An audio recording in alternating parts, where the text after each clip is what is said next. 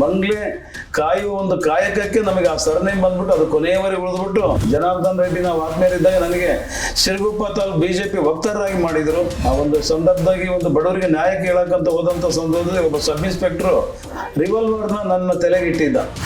ಒಂದು ತಾಲೂಕಿಗೆ ಒಬ್ಬ ಸಬ್ ಇನ್ಸ್ಪೆಕ್ಟರ್ ಬರ್ಬೇಕಂದ್ರೆ ಮಿನಿಮಮ್ 15-20 ಲಕ್ಷ, ಒಬ್ಬ ಸರ್ಕಲ್ ಇನ್ಸ್ಪೆಕ್ಟರ್ ಬರ್ಬೇಕಂದ್ರೆ ಒಂದು 20-25 ಲಕ್ಷ. ಇಷ್ಟು ಕೊಟ್ಮೇಲೆ ಅವ್ರು ದುಡಿಬೇಕಲ್ಲ, ಇಲ್ಲಿಂದ ಜನಸಾಮಾನ್ಯರಿಗೆ ನ್ಯಾಯ ಒದಗಿಸಲು ಸಾಧ್ಯ?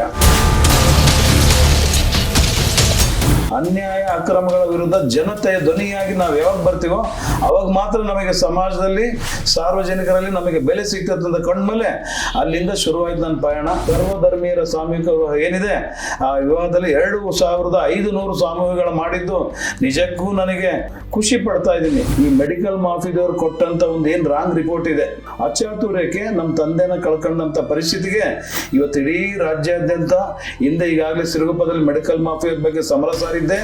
ಸುಮಾರು 20 ರಕ್ತ ಪರೀಕ್ಷಾ ಕೇಂದ್ರಗಳು ಬಂದ್ ಮಾಡಿಸಿದ್ದೀನಿ. ನಮ್ಮ ಪತ್ರಿಕೆಗೆ ಸಂಬಂಧಪಟ್ಟಂಗೆ ಬಂಡವಾಳಶಾಹಿಗಳು ಜೊತೆಗೆ ಸರ್ಕಾರ ಇಬ್ಬರು ಒಂದಾಗ್ಬಿಟ್ಟಿದ್ದಾರೆ. ಬೇಕಾದಷ್ಟು ಇವತ್ತು ಲಕ್ಷಾಂತರ ರೂಪಾಯಿ ಜಾಹೀರಾತು ಪಡಿತೀರಿ, ದುಡಿತೀರಿ, ಸವಲತ್ತು ಪಡಿತೀರಿ. ಯಾಕ್ರಿ ವರದಿಗಾರಿಗೆ ಪೇ ಸ್ಲಿಪ್ ಕೊಡಕ್ಕೆ ಆಗದಿದ್ರು ಪರವಾಗಿಲ್ಲ, ಅವ್ರಿಗೆ ಒಂದು ಇನ್ಶೂರೆನ್ಸ್ ಮಾಡಕ್ಕೆ ಏನ್ರಿ ನಿಮಗೆ ದಾಡಿ? ಸಂಖ್ಯೆ ಇರೋದು 16,000, ಅದರಲ್ಲಿ 3,000 ಹೋದ್ರೆ ಇನ್ನು 13,000. ಕೇವಲ 3,000 ಜನ ಕೊಟ್ರೆ ನೀವು ಸರ್ಕಾರ, ಉಳಿದಂತ ಪತ್ರಕರ್ತರು ಎಲ್ಲಿ ಹೋಗ್ಬೇಕು?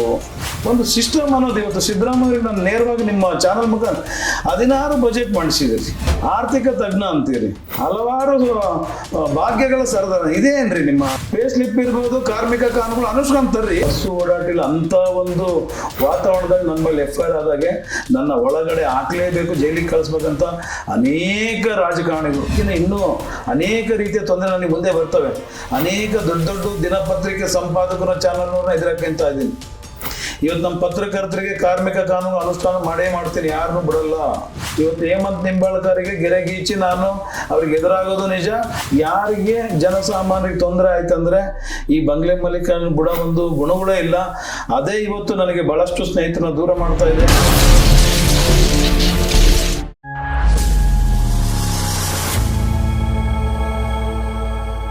ನಮಸ್ಕಾರ, ಒಂದೇ ಮಾತರಂ, ಜೈ ಹಿಂದ್, ಜೈ ಕರ್ನಾಟಕ. ಪ್ರೀತಿಯ VTV ಬಳ್ಳಾರಿ ವೀಕ್ಷಕರೇ, ನಾವು ಇಂದಿನ ಜರ್ನಿ ಜಂಕ್ಷನ್ ಅಲ್ಲಿ ಒಂದು ಅದ್ಭುತ ಪತ್ರಕರ್ತರು, ಹೋರಾಟಗಾರರು ಮತ್ತು ಸ್ಟಾರ್ ಬಳ್ಳಾರಿ ಅಂತಾನೆ ಹೇಳ್ಬೋದಲ್ವಾ, ಅಂತಹ ಒಂದು ಅದ್ಭುತ ವ್ಯಕ್ತಿತ್ವ ಹೊಂದಿರುವಂತಹ ಲೀಡರ್ ನಮ್ಮ ಬಳಿಯಲ್ಲಿದ್ದಾರೆ.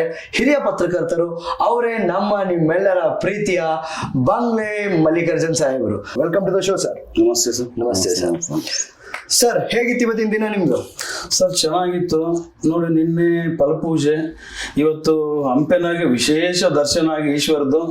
ಇವತ್ತು ಅಂತ ರಶ್ ಇದ್ರೂ ಇವತ್ತು ನಿಂದ್ರಕ್ಕೂ ಜಾಗ ಇಲ್ಲ ಅಂತಲ್ಲಿ ಇವತ್ತು ಅಧಿಕಾರಿಗಳು ನನಗೆ ಗರ್ಭಗುಡಿ ಒಳಗಡೆ ಪ್ರವೇಶ ಮಾಡಿ ಅರ್ಧ ಗಂಟೆ ನನಗೆ ಮೃತ್ಯುಂಜಯ ಹೋಮ ಹೇಳಕ್ಕೆ ಅವಕಾಶ ಮಾಡಿಕೊಟ್ಟಿದ್ದು ಇದು ಪೂರ್ವಜನದ ಪುಣ್ಯ.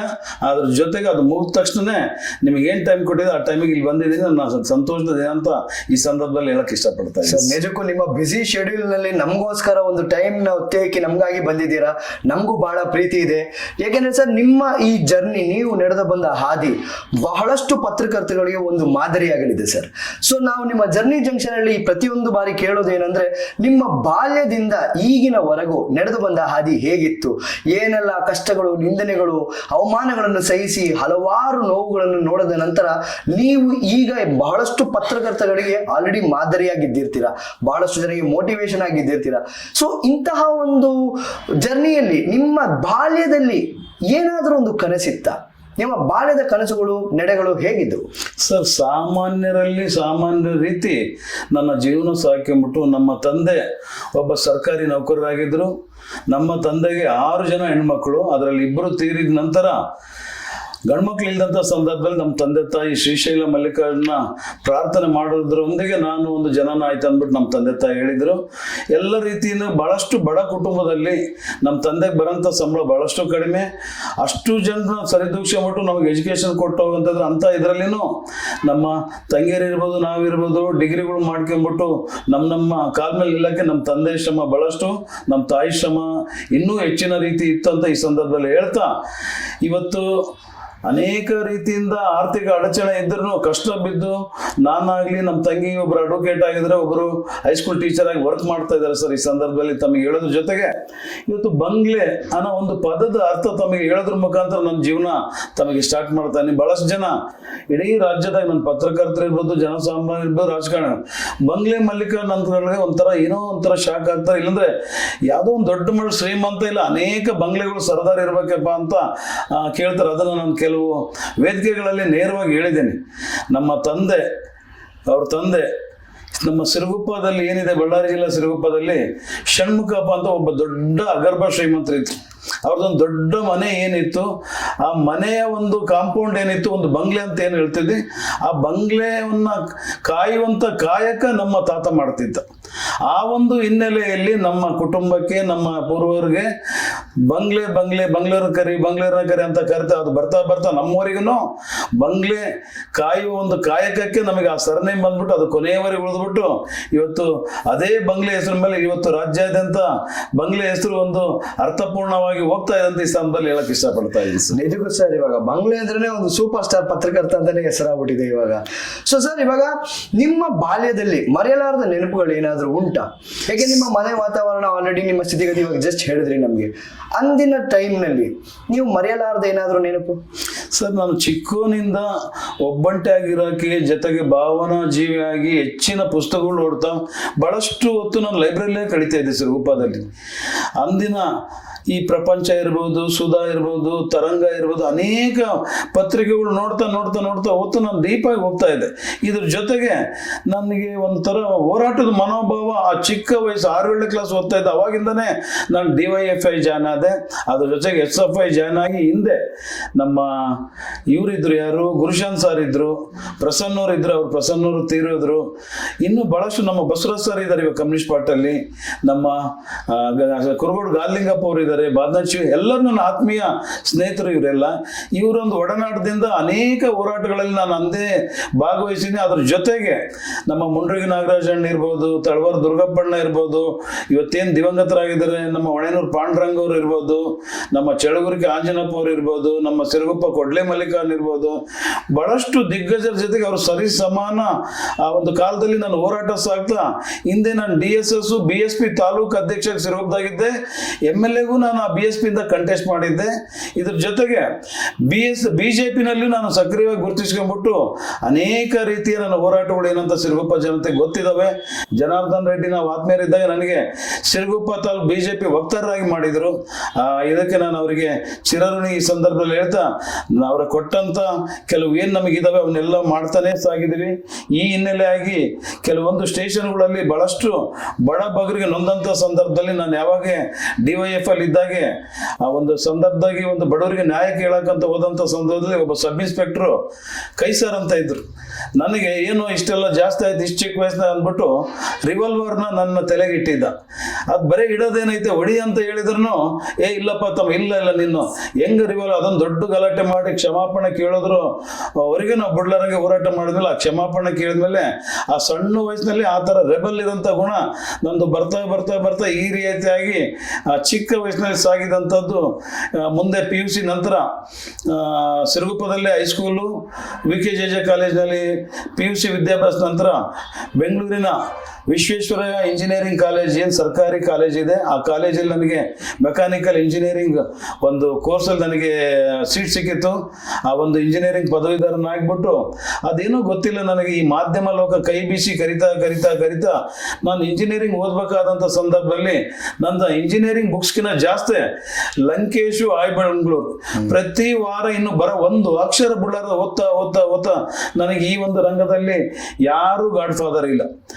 ಇಷ್ಟ ಗಾಡ್ ಫಾದರ್ ಅನ್ನೋದು ನನಗೆ ಒಂದು ಸ್ವಲ್ಪ ಸಹಾಯ ಮಾಡಿದ್ದಂದ್ರೆ ನಮ್ಮ ಬಳ್ಳಾರಿಯಲ್ಲಿ ಏನಿದ್ದಾರೆ, ಹಿಂದೆ TV9 ಕನ್ನಡಪ್ರಭದಲ್ಲಿ ಏನು ವರ್ಕ್ ಮಾಡಿದ್ರು, ನಮ್ಮ ಬಳ್ಳಾರಿಯಲ್ಲಿ ಮಹೇಂದ್ರ ಅಂತ ಇದ್ದಾರೆ, ಅವರೊಬ್ಬರನ್ನ ಮಾತ್ರ ನಾನು ಗುರುಗಳು ಅಂತ ತಿಳ್ಕೊಂಡಿನಿ. ಒಳ್ಳೆ ಉಪದೇಶ, ಒಳ್ಳೆ ಮಾರ್ಗಗಳು ಕೊಟ್ಕೊಂಡ್ಬಿಟ್ಟು ಒಳ್ಳೆ ಒಂದು ಉಪಯುಕ್ತವಾದಂಥ ನಡಿಗೆಯಲ್ಲಿ ನನಗೇನು ಹೇಳಿದ್ದಾರೆ, ಇವತ್ತಿಗೆ ಮಾತ್ರ ಅವ್ರನ್ನ ನಾನು ಗುರು ಅಂತ ಕನ್ಸಿಡರ್ ಮಾಡ್ದಂತ ತಮ್ಮ ಮುಖಾಂತರ ನಾನು ಹೇಳಕ್ ಇಷ್ಟಪಡ್ತಾ ಇದ್ದೀನಿ. ನಿಜಕ್ಕೂ ಸರ್, ಚಿಕ್ಕ ವಯಸ್ಸಿನಲ್ಲೇ ನೀವು ಇಂಥದೊಳ್ಳೆ ಹೋರಾಟಗಳನ್ನ ಮಾಡ್ಕೊಂಡು ಬಂದಿರ್ತೀರಾ. ಅದೇನಾದ್ರು ನಿಮ್ಮ ವ್ಯಕ್ತಿತ್ವಕ್ಕೆ ಪ್ರಭಾವ ಬೀರುತ್ತಾ ಇಲ್ಲ? ನಿಮ್ಮ ಬಾಲ್ಯದಲ್ಲಿ ಏನು ಕನಸು, ನಿಮ್ಮ ಗುರಿ ಏನಾಗಿತ್ತು? ಚಿಕ್ಕದ್ರಲ್ಲಿ ನಿಮ್ಮ ಗುರಿ ಏನಾಗಿತ್ತು? ಅದಾದ ನಂತರ ನೀವು ಓದಿದ್ಮೇಲೆ ನೀವು ಪತ್ರಿಕಾನ ಪ್ರೀತಿ ಪಡ್ತೀರಾ. ಆದ್ರೆ ಈ ಪತ್ರಿಕೋದ್ಯಮಕ್ಕೆ ಬರಲಿಕ್ಕೆ ಬುನಾದಿ ಏನಾದ್ರು ಒಂದು ಇದ್ದಿರುತ್ತಲ್ಲ ಸರ್? ಬುನಾದಿ ಅಂತದೇನಿಲ್ಲ. ಸಮಾಜದಲ್ಲಿ ನಡೀತಕ್ಕಂಥ ಬಹಳಷ್ಟು ಭ್ರಷ್ಟಾಚಾರ ಅನ್ಯಾಯಗಳನ್ನ ಕಣ್ಮುಂದೆ ನೋಡ್ತಿದ್ದೆ. ಇವತ್ತು ಪೊಲೀಸ್ ವ್ಯವಸ್ಥೆ ಬಹಳಷ್ಟು ಆ ರೀತಿ ಹದಗೆಟ್ಟಿದೆ. ಹೆಚ್ಚಿನ ಇವತ್ತು ಪೊಲೀಸ್ ವ್ಯವಸ್ಥೆಯಲ್ಲಿ 60-70% ಅಧಿಕಾರಿಗಳು ಇಲ್ಲ ಪೊಲೀಸರು ಇರ್ಬೋದು, ದುಡ್ಡುಗಳು ಕೊಟ್ಟುಕೊಂಡ್ಬಿಟ್ಟು ಆಯಕಟ್ಟಿನ ಜಾಗದಲ್ಲಿ ರಾಜಕಾರಣಿಗಳಿಗೆ ಇವತ್ತು ನಂಬ್ತಿರೋ ಬಿಡ್ತಿರೋ. ನಾನು ಒಬ್ಬ ಪತ್ರಕರ್ತರ ಒಂದು ನಗ್ನ ಸತ್ಯ ನಿಮ್ಮ ಮುಂದೆ ಹೇಳ್ತೀನಿ. ಒಂದು ತಾಲೂಕಿಗೆ ಒಬ್ಬ ಸಬ್ ಇನ್ಸ್ಪೆಕ್ಟರ್ ಬರ್ಬೇಕಂದ್ರೆ ಮಿನಿಮಮ್ 15-20 ಲಕ್ಷ, ಒಬ್ಬ ಸರ್ಕಲ್ ಇನ್ಸ್ಪೆಕ್ಟರ್ ಬರ್ಬೇಕಂದ್ರೆ ಒಂದು 20-25 ಲಕ್ಷ. ಇಷ್ಟು ಕೊಟ್ಮೇಲೆ ಅವ್ರು ದುಡಿಬೇಕಲ್ಲ. ಇಲ್ಲಿಂದ ಜನಸಾಮಾನ್ಯರಿಗೆ ನ್ಯಾಯ ಒದಗಿಸೋದು ಸಾಧ್ಯ?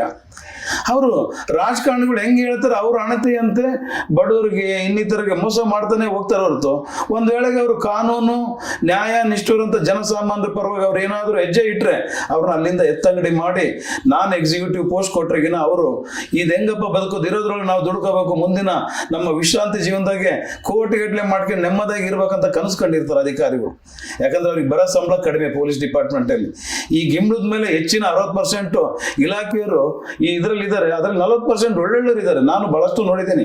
ಇವತ್ತಿಗೂ ನನಗೆ ಪ್ರೀತಿಸಂತ, ನನಗೆ ಮಾತಾಡ್ಸಂತ, ಆ ರೀತಿ ಸಪೋರ್ಟ್ ಮಾಡಂತ ಇಡೀ ರಾಜ್ಯದ ಮೂಲೆ ಮೂಲೆಯಲ್ಲಿ ಪೊಲೀಸ್ ಅಧಿಕಾರಿಗಳು ಇದ್ದಾರೆ ಅಂತ ಹೆಮ್ಮೆಯಿಂದ ಹೇಳ್ತಾ ಇದ್ದೀನಿ ನಾನು.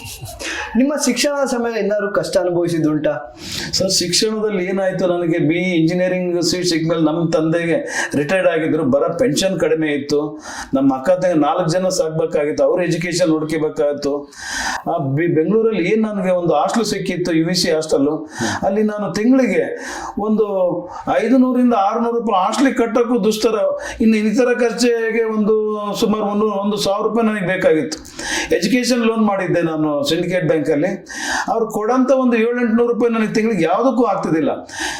ತಿಂಗಳ ಕೊನೆ ಆಯ್ತು ಅಂದ್ರೆ ಪೂರ್ತಿ ಪರದಾಡಂತ ಸ್ಥಿತಿ ನನಗೆ ನಿರ್ಮಾಣ ಆಗ್ತಿತ್ತು. ಆ ಓದ್ತಾನೆ ನಾನು ಓದ್ಬೇಕಾದಾಗನೇ ಕೆಲವು ಮಾರ್ಕೆಟಿಂಗ್ ನಲ್ಲಿ ನಾನು ಕೆಲಸಕ್ಕೆ ಸೇರ್ಕೊಂಡಿದ್ದೆ part time. Indian market research bureau ಹಾಗೂ ಇಂಡಿಕಾ ಅಂದ್ಬಿಟ್ಟು ಆ ಪಾರ್ಟ್ ಟೈಮ್ ಮಾಡ್ತಾನೆ ನಾನು ಇಂಜಿನಿಯರಿಂಗ್ ವಿದ್ಯಾಭ್ಯಾಸ ಮಾಡಿದ್ದು ನನಗೆ ಇವಾಗಲೂ ನನಗೆ ಮರೆಯಲಾರಕ್ಕೆ ಸಾಧ್ಯ ಇಲ್ಲ ಅಂತ ಈ ಸಂದರ್ಭದಲ್ಲಿ ತಮ್ಮ ಮುಂದೆ ಹೇಳಕ್ ಇಷ್ಟಪಡ್ತೀನಿ. ನಿಮ್ಮ ಮೊದಲ ವೃತ್ತಿ ಯಾವುದಾಗಿತ್ತು ಸರ್? ಮೊದಲು ನನ್ನ ವೃತ್ತಿ ಇಂಜಿನಿಯರಿಂಗ್ ಆಗಿ ಏನೋ ಒಂದು ಇದರಲ್ಲಿ ಜೀವನ ಎಲ್ಲ ರೀತಿ ಮಾಡ್ಬೇಕನ್ನ ಇದರಲ್ಲಿ ಹೊರಟ್ರು ಯಾಕೋ ಗೊತ್ತಿಲ್ಲ ಈ ಮಾಧ್ಯಮ ಕೈ ಬೀಸಿ ಓದ್ತಾ ಈ ನಮ್ಮ ಲಂಕೇಶ್ವರ್ ಇರ್ಬೋದು, ಬೆಂಗಳೂರು ರವಿ ಬೆಳಗರ್ ಇರ್ಬೋದು, ಅವ್ರ ಕ್ರಿಯೇಟಿವ್ ರೈಟಿಂಗು ಇನ್ನೊಂದು ನೋಡ್ತಾ ಇಷ್ಟೆಲ್ಲ ಇರ್ತದೆ ಪತ್ರಿಕೋದ್ಯಮದಲ್ಲಿ. ಯಾಕೆ ನಾನು ಆಗ್ಬಾರ್ದು? ನಾನು ಯಾಕೊಂದು ಇನ್ವೆಸ್ಟಿಗೇಷನ್ ಜರ್ನಲಿಸಮ್ ಮಾಡಬಾರ್ದು? ಯಾಕೆ ನಮ್ಮ ನೊಂದಂತ ಪತ್ರಕರ್ತರು ಬಹಳಷ್ಟು ಇಡೀ ನಮ್ಮ ರಾಜ್ಯದಾಗ ಇದ್ದಾರೆ, ಯಾಕೆ ಈ ಒಂದು ನಿಟ್ಟಿನಲ್ಲಿ ನಾನು ಹೋಗ್ಬಾರ್ದು ಅನ್ನೋ ದೃಷ್ಟಿಯಿಂದ ನಾನು ಆ ಒಂದು ಇಂಜಿನಿಯರಿಂಗ್ ರಂಗವನ್ನು ಬಿಟ್ಟು ಈ ಒಂದು ಮಾಧ್ಯಮ ಲೋಕಕ್ಕೆ ನಾನು ಪಾದಾರ್ಪಣೆ ಗೈಯಕ್ಕೆ ಇಲ್ಲಿ ಬಳ್ಳಾರಿಯಲ್ಲಿ ನಮ್ಮ ಹಿಂದೆ ಉಪಮೇಯರ್ ಆದಂತ ಬೆಣಕಲ್ ಬಸವರಾಜ್ ಗೌಡ್ರು ಇದ್ದಾರೆ. ಅವ್ರ ಪಾಪ ಹಿಂದೆ ಬಳ್ಳಾರಿ ಬಿಸಿಲು ಅಂತ ಏನೋ ಒಂದು ಪತ್ರಿಕೆ ಮಾಡಿದ್ರು. ಕಾರಣಾಂತರದಿಂದ ಅವ್ರಿಗೆ ನಡ್ಸಕ್ಕಾಗಿಲ್ಲ.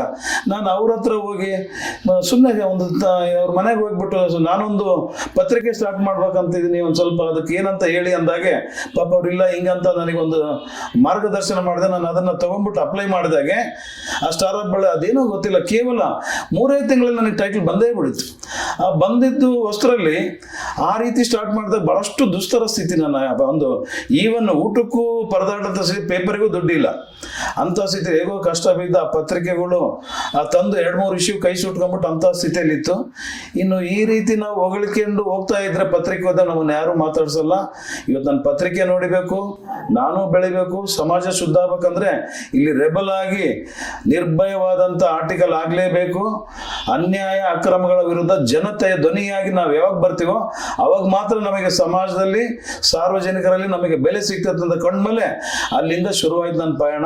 ಅಂತಂತ ನಿರ್ಭಯವಾದಂತ ಆರ್ಟಿಕಲ್ಗೆ ಇಡೀ ನಮ್ಮ ಅಖಂಡ ಬಳ್ಳಾರಿ ಜಿಲ್ಲೆಯಾದ್ಯಂತ, ಎಸ್ಪೆಷಲಿ ಸಿರುಗುಪ್ಪ ಬಳ್ಳಾರಿ ನಗರದಲ್ಲಿ ಇವತ್ತು ಬಂಗ್ಲೆ ಮಲ್ಲಿಕಾನ್ ಸಾರಥ್ಯ ಸ್ಟಾರ್ ಆಫ್ ಬಳ್ಳಾರಿ ಅಂತಂದ್ರೆ ಇಡೀ ಪ್ರತಿಯೊಬ್ಬರು ಮನೆಗೂ ಗೊತ್ತು. ಅದ್ರ ಜೊತೆಗೆ ನನ್ನ ಸಾಮಾಜಿಕ ಚಟುವಟಿಕೆಗಳು, ಸಮಾಜಕ್ಕೆ ಸಲ್ಲಿದಂತ ಸೇವೆಗಳಿಗೆ ಏನಿದಾವೆ ಕಳೆದ ಒಂದು 20 ವರ್ಷದಲ್ಲಿ 1919 2020 ಏನು ನನ್ನ ಪತ್ರಿಕೆ ವಾರ್ಷಿಕೋತ್ಸವದ ಏನು ಮಾಡಿದೆ, ಆ ವಾರ್ಷಿಕೋತ್ಸವ ಜೊತೆಗೆ ನಮ್ಮ ತಾಲೂಕಲ್ಲಿ ಬಹಳಷ್ಟು ಜೀತ ಪದ್ಧತಿಗೆ ಬಹಳಷ್ಟು ದುಡಿತಾ ಇದ್ರು ಬಡ ಜನತೆ. ಅದನ್ನ ನಾನು ಗಮನಿಸಿದೆ ರಿಪೋರ್ಟಿಂಗ್ ಮಾಡುವಂಥದ್ದು. ಪಾಪ ಬಡವರು ಸಾಲ ತರೋದು, ಅವ್ರ ಮಕ್ಕಳು ಮರಿಗಳು ಇರೋಂಥ ಶ್ರೀಮಂತರ ಮನೇಲಿ ಜೀತ ಪದ್ಧತಿಯಾಗಿ ಅದೇ ಇದಕ್ಕೆ ಬಡ್ಡಿಗೆ ಬಡ್ಡಿ ಆ ಮದುವೆ ಮಾಡೋ ಇಚ್ಛೆಗೆ ಆ ಸಾಲಗಾರ ಆಗ್ತಿದ್ರು. ಇದನ್ನ ಮನಗಂಡು ಇದು ಒಂದು ಬದಲಾವಣೆ ಆಗ್ಲೇಬೇಕು, ಏನೇ ಆಗ್ಲಿ ಒಬ್ಬ ಪತ್ರಕರ್ತನಾಗಿ ಹೆಂಗಿದ್ರು ನನ್ನ ವಾರ್ಷಿಕೋತ್ಸವ ಇದೆ, ಅದ್ರ ಜೊತೆಗೆ ಒಂದು ಸಾಮೂಹಿಕ ವಿವಾಹಗಳು ಪ್ರಾರಂಭ ಮಾಡಲೇಬೇಕಂದ್ಬಿಟ್ಟು ಮಾಡೇ ಬಿಟ್ಟಿದ ನಂತರ ಪ್ರತಿ ವರ್ಷ 100-150 ಮದುವೆ ಹರಿದು ಬರ್ತಾ ಇದ್ರು ಇಡೀ ಮೂಲೆಯಿಂದ. ಅಂತ ಒಂದದಲ್ಲಿ 15,000 to 20,000 ಜನ ಪ್ರತಿ ವರ್ಷ ಸೇರ್ತಿದ್ರು. ಒಂದು ಜಾತ್ರೆ, ಒಂದು ತೇರು ಒಂದು ಬಿಟ್ರೆ ಉಳಿದಿದ್ದ ಎಲ್ಲಾ ರೀತಿಯಿಂದ ಅಂತ ಸಂಭ್ರಮ ಸಡಗರ ಜೊತೆ ನನ್ನ 20 ವರ್ಷದ ಸರ್ವಧರ್ಮೀಯರ ಸಾಮೂಹಿಕ ವಿವಾಹ ಏನಿದೆ, ಆ ವಿವಾಹದಲ್ಲಿ 2,500 ಸಾಮೂಹಿಕಗಳು ಮಾಡಿದ್ದು ನಿಜಕ್ಕೂ ನನಗೆ ನಾನು ಇಂಜಿನಿಯರ್ ಆಗ್ಲಿಲ್ಲ, ಎಷ್ಟೋ ನಾನು ಪುಣ್ಯ ಮಾಡಿನಪ್ಪ. ಅದ್ರ ಜೊತೆಗೆ ಇವತ್ತು ಬಡ ಜನಕ್ಕೆ ಇಷ್ಟೆಲ್ಲ ನನ್ನಿಂದ ಆಗಿದೆ ಅಂತ ಖುಷಿ ಪಡ್ತಾ ಇದ್ದೀನಿ. ಅದ್ರ ಜೊತೆಗೆ ಜೀತ ಪದ್ಧತಿಯನ್ನು ಕಡಿಮೆ ಆಗ್ತಾ ಬಂತು. ಬಹಳಷ್ಟು ಬಡವರೆಲ್ಲ ಅಲ್ಲ್ಯಾಕೆ ಸಾಲ ಮಾಡಬೇಕು, ಈ ಬಂಗ್ಲೆ ಇದಕ್ಕೇನೆ ಮದುವೆಗಳಿಗೆ ಸಾಮೂಹಿಕ ಮದುವೆ ಮಾಡೋದಂತ ಸುಮಾರು ಬಡ ಜನತೆ ಬಗ್ಗರು ಆ ಥರ ಅರ್ಧ ಬರೋದ್ರ ಜೊತೆಗೆ ಈ ಬಡ ವಿದ್ಯಾರ್ಥಿಗಳು ಏನಿದ್ದಾರೆ, ಪ್ರತಿಭಾವಂತ ವಿದ್ಯಾರ್ಥಿಗಳಿಗೆ ಪ್ರತಿಭಾ ಪುರಸ್ಕಾರ SLC PUC ಸ್ಟೂಡೆಂಟ್ಸ್ಗೆ ವಿತ್ ಆರ್ಥಿಕ ಸಹಾಯದೊಂದಿಗೆ ಒಂದು ಹೈಯೆಸ್ಟ್ ಬಂದವರಿಗೆ ಫಸ್ಟಿಗೆ 15,000, ಎರಡನೇದು 10,000, ಮೂರನೇ ಸ್ಥಾನಕ್ಕೆ 5,000, ಈ ರೀತಿ ನಾನು ಕ್ಯಾಶ್ ಅವಾರ್ಡ್ ಜೊತೆಗೆ 3,000 ವಿದ್ಯಾರ್ಥಿಗಳಿಗೆ 20 ವರ್ಷದಲ್ಲಿ, ಜೊತೆಗೆ ತೆರೆಮರೆ ಸಾಧಕರು ಏನಿದ್ದಾರೆ ಅವರಿಗೆ ಪ್ರಶಸ್ತಿ ಕೊಡೋದ್ರ ಮುಖಾಂತರ ನಮ್ಮ ಸ್ಟಾರ್ ಆಫ್ ಬಳ್ಳಾರಿ ಒಂದು ವಿನೂತನ ಹೆಜ್ಜೆ ಇಟ್ಟು ಇಡೀ ನಮ್ಮ ತಾಲೂಕಲ್ಲಿ ಒಂದು ಮೆಸೇಜ್ ಕೊಡೋ ಜೊತೆಗೆ ನಮ್ಮ ಸಿರೋಗ್ದಲ್ಲಿ ಹಿಂದೆ ಇರ್ಬೋದು ಮುಂದೆ ಇರ್ಬೋದು, ಯಾವ ಕೋಟ್ಯಾಧಿಪತಿ ಇರ್ಬೋದು, ಯಾವ ಶಾಸಕರು ಇರ್ಬೋದು, ಯಾವ MP ಇರೋದು, ಯಾರ ಕೈಲೂ ನಮ್ಮ ತಾಲೂಕಲ್ಲಿ ಮಾಡೋಕ್ಕೆ ಸಾಧ್ಯ ಇಲ್ಲ ಅಂತ ನಾನು ಒಂದು ಖುಷಿಯಿಂದ ಒಂದು ಮನಸ್ಪೂರ್ವಕವಾಗಿ ಹೇಳಕ್ ಇಷ್ಟಪಡ್ತಾ ಇದ್ದೀನಿ. Super sir. ನಿಮ್ಮ ಜೀವನದಲ್ಲಿ ಮೊದಲ ಯಶಸ್ಸು ಯಾವಾಗ ಕಂಡಿರ್ತೀರಾ? ಅದರಿಂದ ನಿಮ್ಗೆ ಏನ್ ಸಂತಸ ಸಿಕ್ಕಿರುತ್ತೆ? ಸರ್, ನನ್ನ ಜೀವನದಲ್ಲಿ ಮೊದಲ ಯಶಸ್ಸು ಯಾವಾಗ ಈ ಸಾಮೂಹಿಕ ಮದುವೆಗಳು ನಮ್ಮ ತಾಯಿನ ವೇದಿಕೆಯಲ್ಲಿ ಕೂಡಿಸಿದಾಗೆ ನನ್ನ ಆತ್ಮೀಯರೆಲ್ಲ ಬಂದಂಥ ಸಂದರ್ಭದಲ್ಲಿ ಕಣ್ಣಾಗೆ ನಮ್ಮ ತಾಯಿ ಆ ರೀತಿ ಅತ್ತಂತ ಸಂದರ್ಭದಲ್ಲಿ ನನಗೆ ಆಶೀರ್ವಾದ ಮಾಡಿದ್ರು. ನಿಜಕ್ಕೂ ನಾನು ಪುಣ್ಯ ಮಾಡಿದ್ದೀನಿ ನಿನ್ನಂತ ಮಗನ ಪಡೆಯಕ್ಕಂದಾಗೆ ಆ ಸಾಮೂಹಿಕ ಮದುವೆ ಮಾಡೋದ್ರೊಳಗಡಾಗಿ ನಮ್ಮ ತಂದೆ ತೀರೋಗಿದ್ರು. ಅದೊಂದು ದೊಡ್ಡ ಘಟನೆ. ನಮ್ಮ ತಂದೆ ತೀರಿ ಹೋಗ್ಬೇಕಂದ್ರೆ ಅದೊಂದು ಹೇಳ್ತಾ ಹೋದ್ರೆ ಅದೇ ಒಂದು ಸ್ಟೋರಿ. ಏನಾಗಿದೆ ಹಿಂದೆ ಈ ಮೆಡಿಕಲ್ ಮಾಫಿಯಾ ಏನಿದೆ, ಒಂದು ಲ್ಯಾಬ್ ರಿಪೋರ್ಟ್ಗಳಿದೆ. ನಮ್ಮ ತಂದೆಗೆ ಹೊಟ್ಟೆ ನೋವು ಅಂತ ಬಳ್ಳಾರಿ ನಾನು ಯಾವುದು ನಮ್ಮ ಆರ್ಟ್ ಕೇರ್ ಸೆಂಟರ್, ಬಳ್ಳಾರಿ ಆದರ್ಶ ಆರ್ಟ್ ಕೇರ್ ಸೆಂಟ್ರಿಗೆ ಅಡ್ಮಿಟ್ ಮಾಡಿದೆ ನಾನು ನಮ್ಮ ತಂದೆನ 2000ರಲ್ಲಿ. ಮಾಡಿದಂಥ ಸಂದರ್ಭದಲ್ಲಿ ಏನಾಯಿತು, ಆ ಲ್ಯಾಬ್ ರಿಪೋರ್ಟ್ ಬರೆದಂಥದಾಗ ಸೋನಿ ಡಯಾಗ್ನೋಸ್ಟಿಕ್ ಅಂತ ದೊಡ್ಡ ಮತ್ತು ಇಡೀ ಜಿಲ್ಲೆಗೆ ಅಖಂಡ ಬಳ್ಳಾರಿ ನಂಬರ್ 1 ಲ್ಯಾಬ್ ಒಂದು ರಕ್ತ ಪರೀಕ್ಷಾ ಕೇಂದ್ರ ಇತ್ತು. ಅಲ್ಲಿ ಹೋಗಿ ಕೊಟ್ಟಂಥ ಸಂದರ್ಭದಲ್ಲಿ ಸಂಜೆ ಒಂದು ವರದಿ ಬರ್ತದೆ. ಆ ವರದಿ ನೋಡಿ ಇಡೀ ನಮ್ಮ ಕುಟುಂಬ, ನಮ್ಮ ತಂದೆ ಗಾಬರಿ ಆಗ್ತದೆ. ಅವಾಗ ಏಡ್ಸ್ ಅಂದ್ರೆ ಒಂದು ಮಹಾಮಾರಿ, ಭಾರಿ ವಿಕೋಪ. ಅವ್ರು ನೋಡಿದ್ರೆ ಭಯ, ಸಮಾಜದಾಗ ಯಾರು ಸೇರ್ತಿರಲ್ಲ, ಡಾಕ್ಟರ್ಗಳು ನರ್ಸ್ಗಳು ಮುಟ್ಟಕ್ಕೂ ಭಯಪಡೋಂಥ ಸ್ಥಿತಿ. ಆ ಸ್ಥಿತಿ ಅಂತ ಸಂದರ್ಭದಲ್ಲಿ ಸಾಯಂಕಾಲ ಇಲ್ಲ ನಿಮ್ಮ ತಂದೆಗೆ HIV ಪಾಸಿಟಿವ್ ಅಂತ ಕೊಟ್ಟಾಗ ಇಡೀ ಒಂದು ಆಕಾಶನೇ ತಲೆ ಬಿದ್ದಂಗಾಗಿ ಇಡೀ ನಮ್ಮ ಕುಟುಂಬದವ್ರು ಹತ್ಕೊಂಡ್ಕೋತೀವಿ. ಏನಪ್ಪ ನಾವು ಬದುಕದೇ ಬೇಡ, ಎಲ್ಲರೂ ಸೂಸೈಡ್ ಮಾಡ್ಬೇಕನ್ನ ಮಟ್ಟಕ್ಕೂ ನೋವಾಗಿತ್ತು. ಆದರೂ ಅದೇನು ನಮ್ಮ ತಂಗಿಗೆ ಒಂದು ಇಲ್ಲ, ಈ ವಯಸ್ಸಲ್ಲಿ ನಮ್ಮ ಅಪ್ಪಗಿರೋದು ಇವಾಗ 72-74 ವರ್ಷದಲ್ಲಿ ಈ ಇದರಲ್ಲಿ ಇರಕ್ಕೆ ಸಾಧ್ಯನೇ ಇಲ್ಲ, ಮತ್ತೊಂದ್ಸಲ ಕ್ರಾಸ್ ವೆರಿಫಿಕೇಶನ್ ಮಾಡ್ಬೇಕು ಅಂದ್ಬಿಟ್ಟು ನಮ್ಮ ತಂಗಿ ಏನ್ ಮಾಡಿದ್ರು, ಬೇರೆ ಬೇರೆ ಲ್ಯಾಬ್ ರಕ್ತ ಪರೀಕ್ಷಾ ಕೇಂದ್ರ ಏನಿದೆ ಬಳ್ಳಾರಿಗೆ, ಇನ್ನೂ 2 ರಕ್ತ ಪರೀಕ್ಷಾ ಕೇಂದ್ರಕ್ಕೆ ಅದು ಕೊಟ್ಟಂತ ಸಂದರ್ಭದಲ್ಲಿ ಅದರಲ್ಲಿ ನೆಗೆಟಿವ್ ಬಂದಿದ್ದು ನೋಡಿ ಖುಷಿ ಆಯ್ತು. ಏನಪ್ಪ ಇಲ್ಲಿ ಪಾಸಿಟಿವ್ ಇಲ್ಲಿ ನೆಗೆಟಿವ್ ಅಂದಾಗ ಅಷ್ಟೊತ್ತಿಗೆ ನಮ್ಮ ತಂದೆ ಏನು ಅಡ್ಮಿಟ್ ಮಾಡಿದ್ವಿ, ಒಳಗಡೆ ಅಲ್ಸರ್ ಆಗಿತ್ತು ಹೊಟ್ಟೆನಲ್ಲಿ. ಆ ಅಲ್ಸರ್ ಇವರು ಎಚ್ಚೆತ್ಕೊಂಡ್ಬಿಟ್ಟು ಟ್ರೀಟ್ಮೆಂಟ್ ಸ್ಟಾರ್ಟ್ ಮಾಡಿದ್ ಕೊಡೋದ್ರೊಳಗಡೆ ಆ ಅಲ್ಸರೇ ಬ್ಲಾಸ್ಟ್ ಆಗಿಬಿಟ್ಟು ರಕ್ತ ಕಂಟಿನ್ಯೂ ಹೋಗೋ ಜೊತೆಗೆ ಈ ಮೆಡಿಕಲ್ ಮಾಫಿದವ್ರು ಕೊಟ್ಟಂತ ಒಂದು ಏನ್ ರಾಂಗ್ ರಿಪೋರ್ಟ್ ಇದೆ, ಇಲ್ಲೇನಾಗಿದೆ ಪ್ಯಾಥಾಲಜಿ ರಿಪೋರ್ಟ್ಗಳು ಎಲ್ಲೋ ಕುಂತ್ಕೊಂಡು ಸೈನ್ ಆಗಿ ಕೊಟ್ಬಿಡ್ತಾರೆ. ಅವು ರಿಪೋರ್ಟ್ ಅದೇ ಇದಕ್ಕೆ ಎಕ್ಸ್ಚೇಂಜ್, ಅದೇ ಹೆಸರದ್ದು ಕರೆಕ್ಟ್ ಯಾರು ಏನಂತ ಅಂತ ನೋಡ್ಲಾರಂಗೆ ಅದೇ ಹೆಸರಿದ್ದು ಒಬ್ರಿಗೊಬ್ರು ಎಕ್ಸ್ಚೇಂಜ್ ಆಗಿ ಕೊಟ್ಟಿರೋ ಒಂದು ಅಚಾತುರ್ಯಕ್ಕೆ ನಮ್ಮ ತಂದೆನ ಕಳ್ಕೊಂಡಂತ ಪರಿಸ್ಥಿತಿಗೆ ಇವತ್ತು ಇಡೀ ರಾಜ್ಯಾದ್ಯಂತ ಹಿಂದೆ ಈಗಾಗಲೇ ಸಿರುಗುಪ್ಪದಲ್ಲಿ ಮೆಡಿಕಲ್ ಮಾಫಿಯಾದ ಬಗ್ಗೆ ಸಮರ ಸಾರಿದ್ದೆ. ಸುಮಾರು 20 ರಕ್ತ ಪರೀಕ್ಷಾ ಕೇಂದ್ರಗಳನ್ನ ಬಂದ್ ಮಾಡಿಸಿದೀನಿ, 2 ಕ್ಲಿನಿಕ್ಸ್ಗಳನ್ನ ಸೀಸ್ ಮಾಡಿಸಿರೋಂಥ ಒಂದು ಹಿರಿಮೆ ಈ ಬಂಗ್ಲೆ ಮಲ್ಲಿಕಲ್ ಇದೆ ಅಂತ ಹೇಳ್ತಾ ಯಾರಿಗೆ ತೊಂದರೆ ಆದ್ರೆ ಮೆಡಿಕಲ್ ಮಾಫಿಯಾಗೆ ನಾನು ಬಿಡಲ್ಲ. ನಾಳೆ ಜನವರಿಯಿಂದ 2026ರಿಂದ ಇಡೀ ರಾಜ್ಯಾದ್ಯಂತ ನಮ್ಮ ಕಾನಿಪ ಧ್ವನಿಯಿಂದ ಇದೊಂದು ಅಭಿಯಾನ ಶುರು ಮಾಡಿ ಮೆಡಿಕಲ್ ಮಾಫಿಯಾನ ಹತ್ತಿಕ್ಕಂತ ಕೆಲಸ ನಮ್ಮ ಕಾನಿಪ ಧ್ವನಿಯಿಂದ ಆಗ್ತೈತೆ ಅಂತ ಹೇಳೋದ್ ಜೊತೆಗೆ ಹಿಂದೆ ಆ ಸೋನಿ ಲ್ಯಾಬ್ ಮಾಡಿದಂತ ತಪ್ಪಿಗೆ ನಮ್ಮ ಇಡೀ ಪ್ರಗತಿಪರ ಹೋರಾಟಗಾರರೆಲ್ಲ ನನಗೆ ಬೆಂಬಲ ಸೂಚಿಸ್ಬಿಟ್ಟು ಇವತ್ತು ಮಾನಯ್ಯಣ್ಣ ಇರ್ಬೋದು, ಮುಂಡ್ರಿಗ ನಾಗರಾಜಣ್ಣ ಇರ್ಬೋದು, ಒದ್ದಟ್ಟಿ ನಮ್ಮ ಬಾದ ಶಿವಜ ಅನೇಕ ದಿಗ್ಗಜರು ಹೇಳ್ಬಾರ್ದು ಅಷ್ಟು ನಮ್ಮ ಈಶ್ವರಪ್ಪಣ್ಣವರು ಅನೇಕರು ಬಂದ ಆ ಹೋರಾಟದಲ್ಲಿ ಭಾಗಿಯಾಗಿ ಸುಮಾರು ಅಂದಿನ ಸಂದರ್ಭದಲ್ಲಿ 2000 ಇಸ್ವಿನಲ್ಲಿ ನಾವೊಂದು 1,000-2,000 ಸೇರಿದಾಗೆ ಇಡೀ ಪೊಲೀಸ್ ವ್ಯವಸ್ಥೆ ನಮ್ಕಿನ್ನ ಜಾಸ್ತಿ ಅಷ್ಟು ಪೊಲೀಸ್ ಪ್ರೊಟೆಕ್ಷನ್ ಖರ್ಚಿದ್ರು. ಎಲ್ಲಿ ಲ್ಯಾಬ್ ಹೊಡೆದು ಬಿಡ್ತಾರೆ, ಹೆಚ್ಚು ಕಡಿಮೆ ಮಾಡ್ತಾರೆ ಅಂತ ಮಟ್ಟದ ಹೋರಾಟ ಆದ್ಮೇಲೆ ಆಟೋಮೆಟಿಕ್ ಆಗಿ ಇದು ಯಾವಾಗ ಪ್ರಚಾರ ಆಗಿದಾಯ್ತು ಸೋನಿ ಲ್ಯಾಬ್ ತಂತಾನೆ ಬಿದ್ದೋಗಿ ಬಂದಾಗಿದ್ದಂತ ಇದೊಂದು ಇತಿಹಾಸ ಅಂತ ಈ ಸಂದರ್ಭದಲ್ಲಿ ತಮ್ಮ ಮುಂದೆ ಹಂಚ್ಕೊಳ್ಳೋದ್ರ ಜೊತೆಗೆ ಮುಂದೆ ಲ್ಯಾಬ್ನವರು ಈ ರೀತಿ ಮಾಡ್ಲಾರ್ದ್ರೆ ಎಚ್ಚೆತ್ಕೊಂಡ್ಬಿಟ್ಟು ಇವತ್ತು ಆ ರೀತಿ ಹೋಗ್ತಾ ಇದಾರೆ ಅನ್ನಕ್ಕೆ ತಮ್ಮ ಮುಂದೆ ಈ ಒಂದು ನೋವಿನ ವಿಚಾರ ಹೇಳಕ್ ಇಷ್ಟಪಡ್ತಾ ಇದ್ದೀನಿ. ನಿಜಕ್ಕೂ ಸರ್ ದುಃಖಕರ ಸಂಗತಿ ಆಗಿರುತ್ತೆ. ಇಂಥ ಒಂದು ದೊಡ್ಡ ನಷ್ಟ ಹೇಗ್ ನಿಮ್ಮಿಂದ ಅದನ್ನ ಮೇಲ್ ಬರಕ್ಕಾಯ್ತು ಸರ್? ನಷ್ಟದ ಜೊತೆಗೆ ನಾನು ಇದನ್ನ ಅಷ್ಟು ಈಸಿಯಾಗಿ ಬಿಡ್ಲಿಲ್ಲ. ಇದೊಂದು ಕನ್ಸ್ಯೂಮರ್ ಕೋರ್ಟಿಗೆ ಹಾಕಿದೆ. ಬಳ್ಳಾರಿ ಕೋರ್ಟ್ ಅಲ್ಲಿ ನನ್ನ ಪರವಾಗಿ ಆಯ್ತು, ಡಾಕ್ಟರ್ಗಳೆಲ್ಲ ತಪ್ಪು ಮಾಡಿದ್ದಾರೆ, ಅವ್ರಿಗೆ ಪೆನಾಲ್ಟಿ ಹಾಕ್ಬೇಕು ಅಂದ್ಬಿಟ್ಟು ಸೋನಿ ಲ್ಯಾಬ್ ಓನರ್ಗೆ ಪೆನಾಲ್ಟಿ ಹಾಕಿದ್ರು. ಮತ್ತೆ ಆ ಲ್ಯಾಬ್ ಓನರ್ ಮತ್ತೆ ಹೈಕೋರ್ಟಿಗೆ ಹಾಕಿದ್ರು, ಇಲ್ಲ ನಾವು ಗೆಲ್ಲಿಬೇಕು, ನಮ್ಮ ಮರ್ಯಾದೆ ಹೋಗ್ತದೆ ಹಂಗೆ ಅಂತ. ಅಲ್ಲಿನೂ ನಾನು ದೊಡ್ಡ ಮಟ್ಟದಾಗಿ ಹೋರಾಟ ಮಾಡಿದೆ ಹೈಕೋರ್ಟ್ ಅಲ್ಲಿ, ಅಲ್ಲಿನೂ ನನ್ನ ಪರವಾಗಿ ಆಯ್ತು. ಅದ್ರ ನಂತರ ಸುಪ್ರೀಂ ಕೋರ್ಟಿಗೆ ಹೋದ್ರು ಅಲ್ಲಿನೂ ನನ್ನ ಪರವಾಗಿ ಆಗಿರೋ ಇದೊಂದು ವಿಜಯ. ಏನಪ್ಪಾ ಅಂದ್ರೆ ಯಾರಿಗೆ, ನನಗೆ ಅಂತಲ್ಲ, ಯಾರಿಗೆ ಜನಸಾಮಾನ್ಯರಿಗೆ ತೊಂದರೆ ಆಯ್ತಂದ್ರೆ ಈ ಬಂಗ್ಲೆ ಮಲ್ಲಿಕನ್ ಬುಡ ಒಂದು ಗುಣಗಳೇ ಇಲ್ಲ. ಅದೇ ಇವತ್ತು ನನಗೆ ಬಹಳಷ್ಟು ಸ್ನೇಹಿತರನ್ನ ದೂರ ಮಾಡ್ತಾ ಇದೆ. ಯಾಕಂದ್ರೆ ನಾಟಕೀಯವಾಗಿ ನನಗೆ ಗೊತ್ತಿಲ್ಲ, ಬಣ್ಣದ ಬದುಕು ನನಗೆ ಗೊತ್ತಿಲ್ಲ. ನೇರವಾಗಿ ಸಿಂಪ್ಲಿಸಿಟಿಯಿಂದ ಸರಳ ರೀತಿಯಿಂದ ಜೀವನ ಮಾಡೋದು ನನಗೆ ಯಾವುದೇ ಜೀವನದಲ್ಲಿ ನಿರೀಕ್ಷೆ ಇಲ್ಲ. ಐಷಾರಾಮಿ ಬದುಕಬೇಕು, ನಾನು ಹಂಗಿರ್ಬೇಕು, ಮುರುಷ್ಟ ಯಾವ ಬೇಡ. ನಾನು ಎಲ್ಲೇ ಹೋದ್ರು ನನಗೆ ರೊಟ್ಟಿ ಚಟ್ನೆ ಇಲ್ಲ, ಒಂದು ನೀರಿರಂತ ಬೇಳೆ ಹುಂಚೆ ಚಟ್ನೆ ಸಿಕ್ಕರೆ ಸಾಕು, ಇದೇ ನನಗೆ ಮೃಷ್ಟಾನ್ನ ಭೋಜನೆ. ಯಾವುದೇ ಐಬಿ ಇರ್ಬೋದು, ಇಲ್ಲೇನೆ ಹೋದ್ರೆ ನನಗೆ ಒಂದು ಚಾಪೆ ದಿಮ್ ಕೊಟ್ಬಿಟ್ರೆ, ಇವತ್ತಿಗೂ ನಾನು ರಾಜ್ಯಾಧ್ಯಕ್ಷ ಇಷ್ಟು ಸಿಗ್ಬಿಟ್ರೆ ಅಷ್ಟಿಷ್ಟು ನಾನು ಸಂತೋಷ ಪಡಲ್ಲ. ಇಷ್ಟರಲ್ಲಿ ನಾನು ನೆಮ್ಮದಿಯಾಗಿ ಹೋಗ್ತಾ ಇದ್ದೀನಿ ಅಂತ ಈ ಸಂದರ್ಭದಲ್ಲಿ ತಮಗೆ ಹೇಳಕ್ ಇಷ್ಟಪಡ್ತಾ ಇದ್ದೀನಿ. ನಿಜಕ್ಕೂ ಸರ್ ಬಹಳಷ್ಟು ನೋವನ್ನ ನಿಂದನೆಗಳನ್ನ ನೀವು ನೋಡಿರ್ತೀರಾ. ಬಟ್ ಒಂದು ಪತ್ರಕರ್ತರಾಗಿ ನಮ್ಮ ಪತ್ರಿಕೆಯವರೇ ನಿಮ್ಮ ಕಾಲೆಳೆಯುವಾಗ ನಿಮ್ಗೆ ಏನ್ ಅನ್ಸಿರುತ್ತೆ ಸರ್? ಆ ಒಂದು ವಿಚಾರಕ್ಕೆ ಬಂದಾಗ ಹಿಂದೆ ನಾನು ಮುಗಿಸ್ಕೊಂಡ್ಬಿಟ್ಟು ಈ ಓದ್ತಾ ಇದು ಇನ್ನೂ ಹಾಕಿದ್ದಿಲ್ಲ ಬಂದ್ಕೊಂಡ್ಬಿಟ್ಟು ಈ ಪತ್ರಿಕೋದ್ಯಮ ಬರ್ಬೇಕಂದಾಗೆ ಬಳ್ಳಾರಿಲಿರೋಂಥ ಕೆಲವು ಪಾಪ ಅವ್ರ ಹೆಸರು ಹೇಳಿದ್ರೆ ನೋವಾಗುತ್ತೆ, ಬೇಡ ಈ ಸಂದರ್ಭದಲ್ಲಿ, ಬಟ್ ಅವ್ರಿಗೆ ಇದು ಮುಟ್ಟುತ್ತೆ.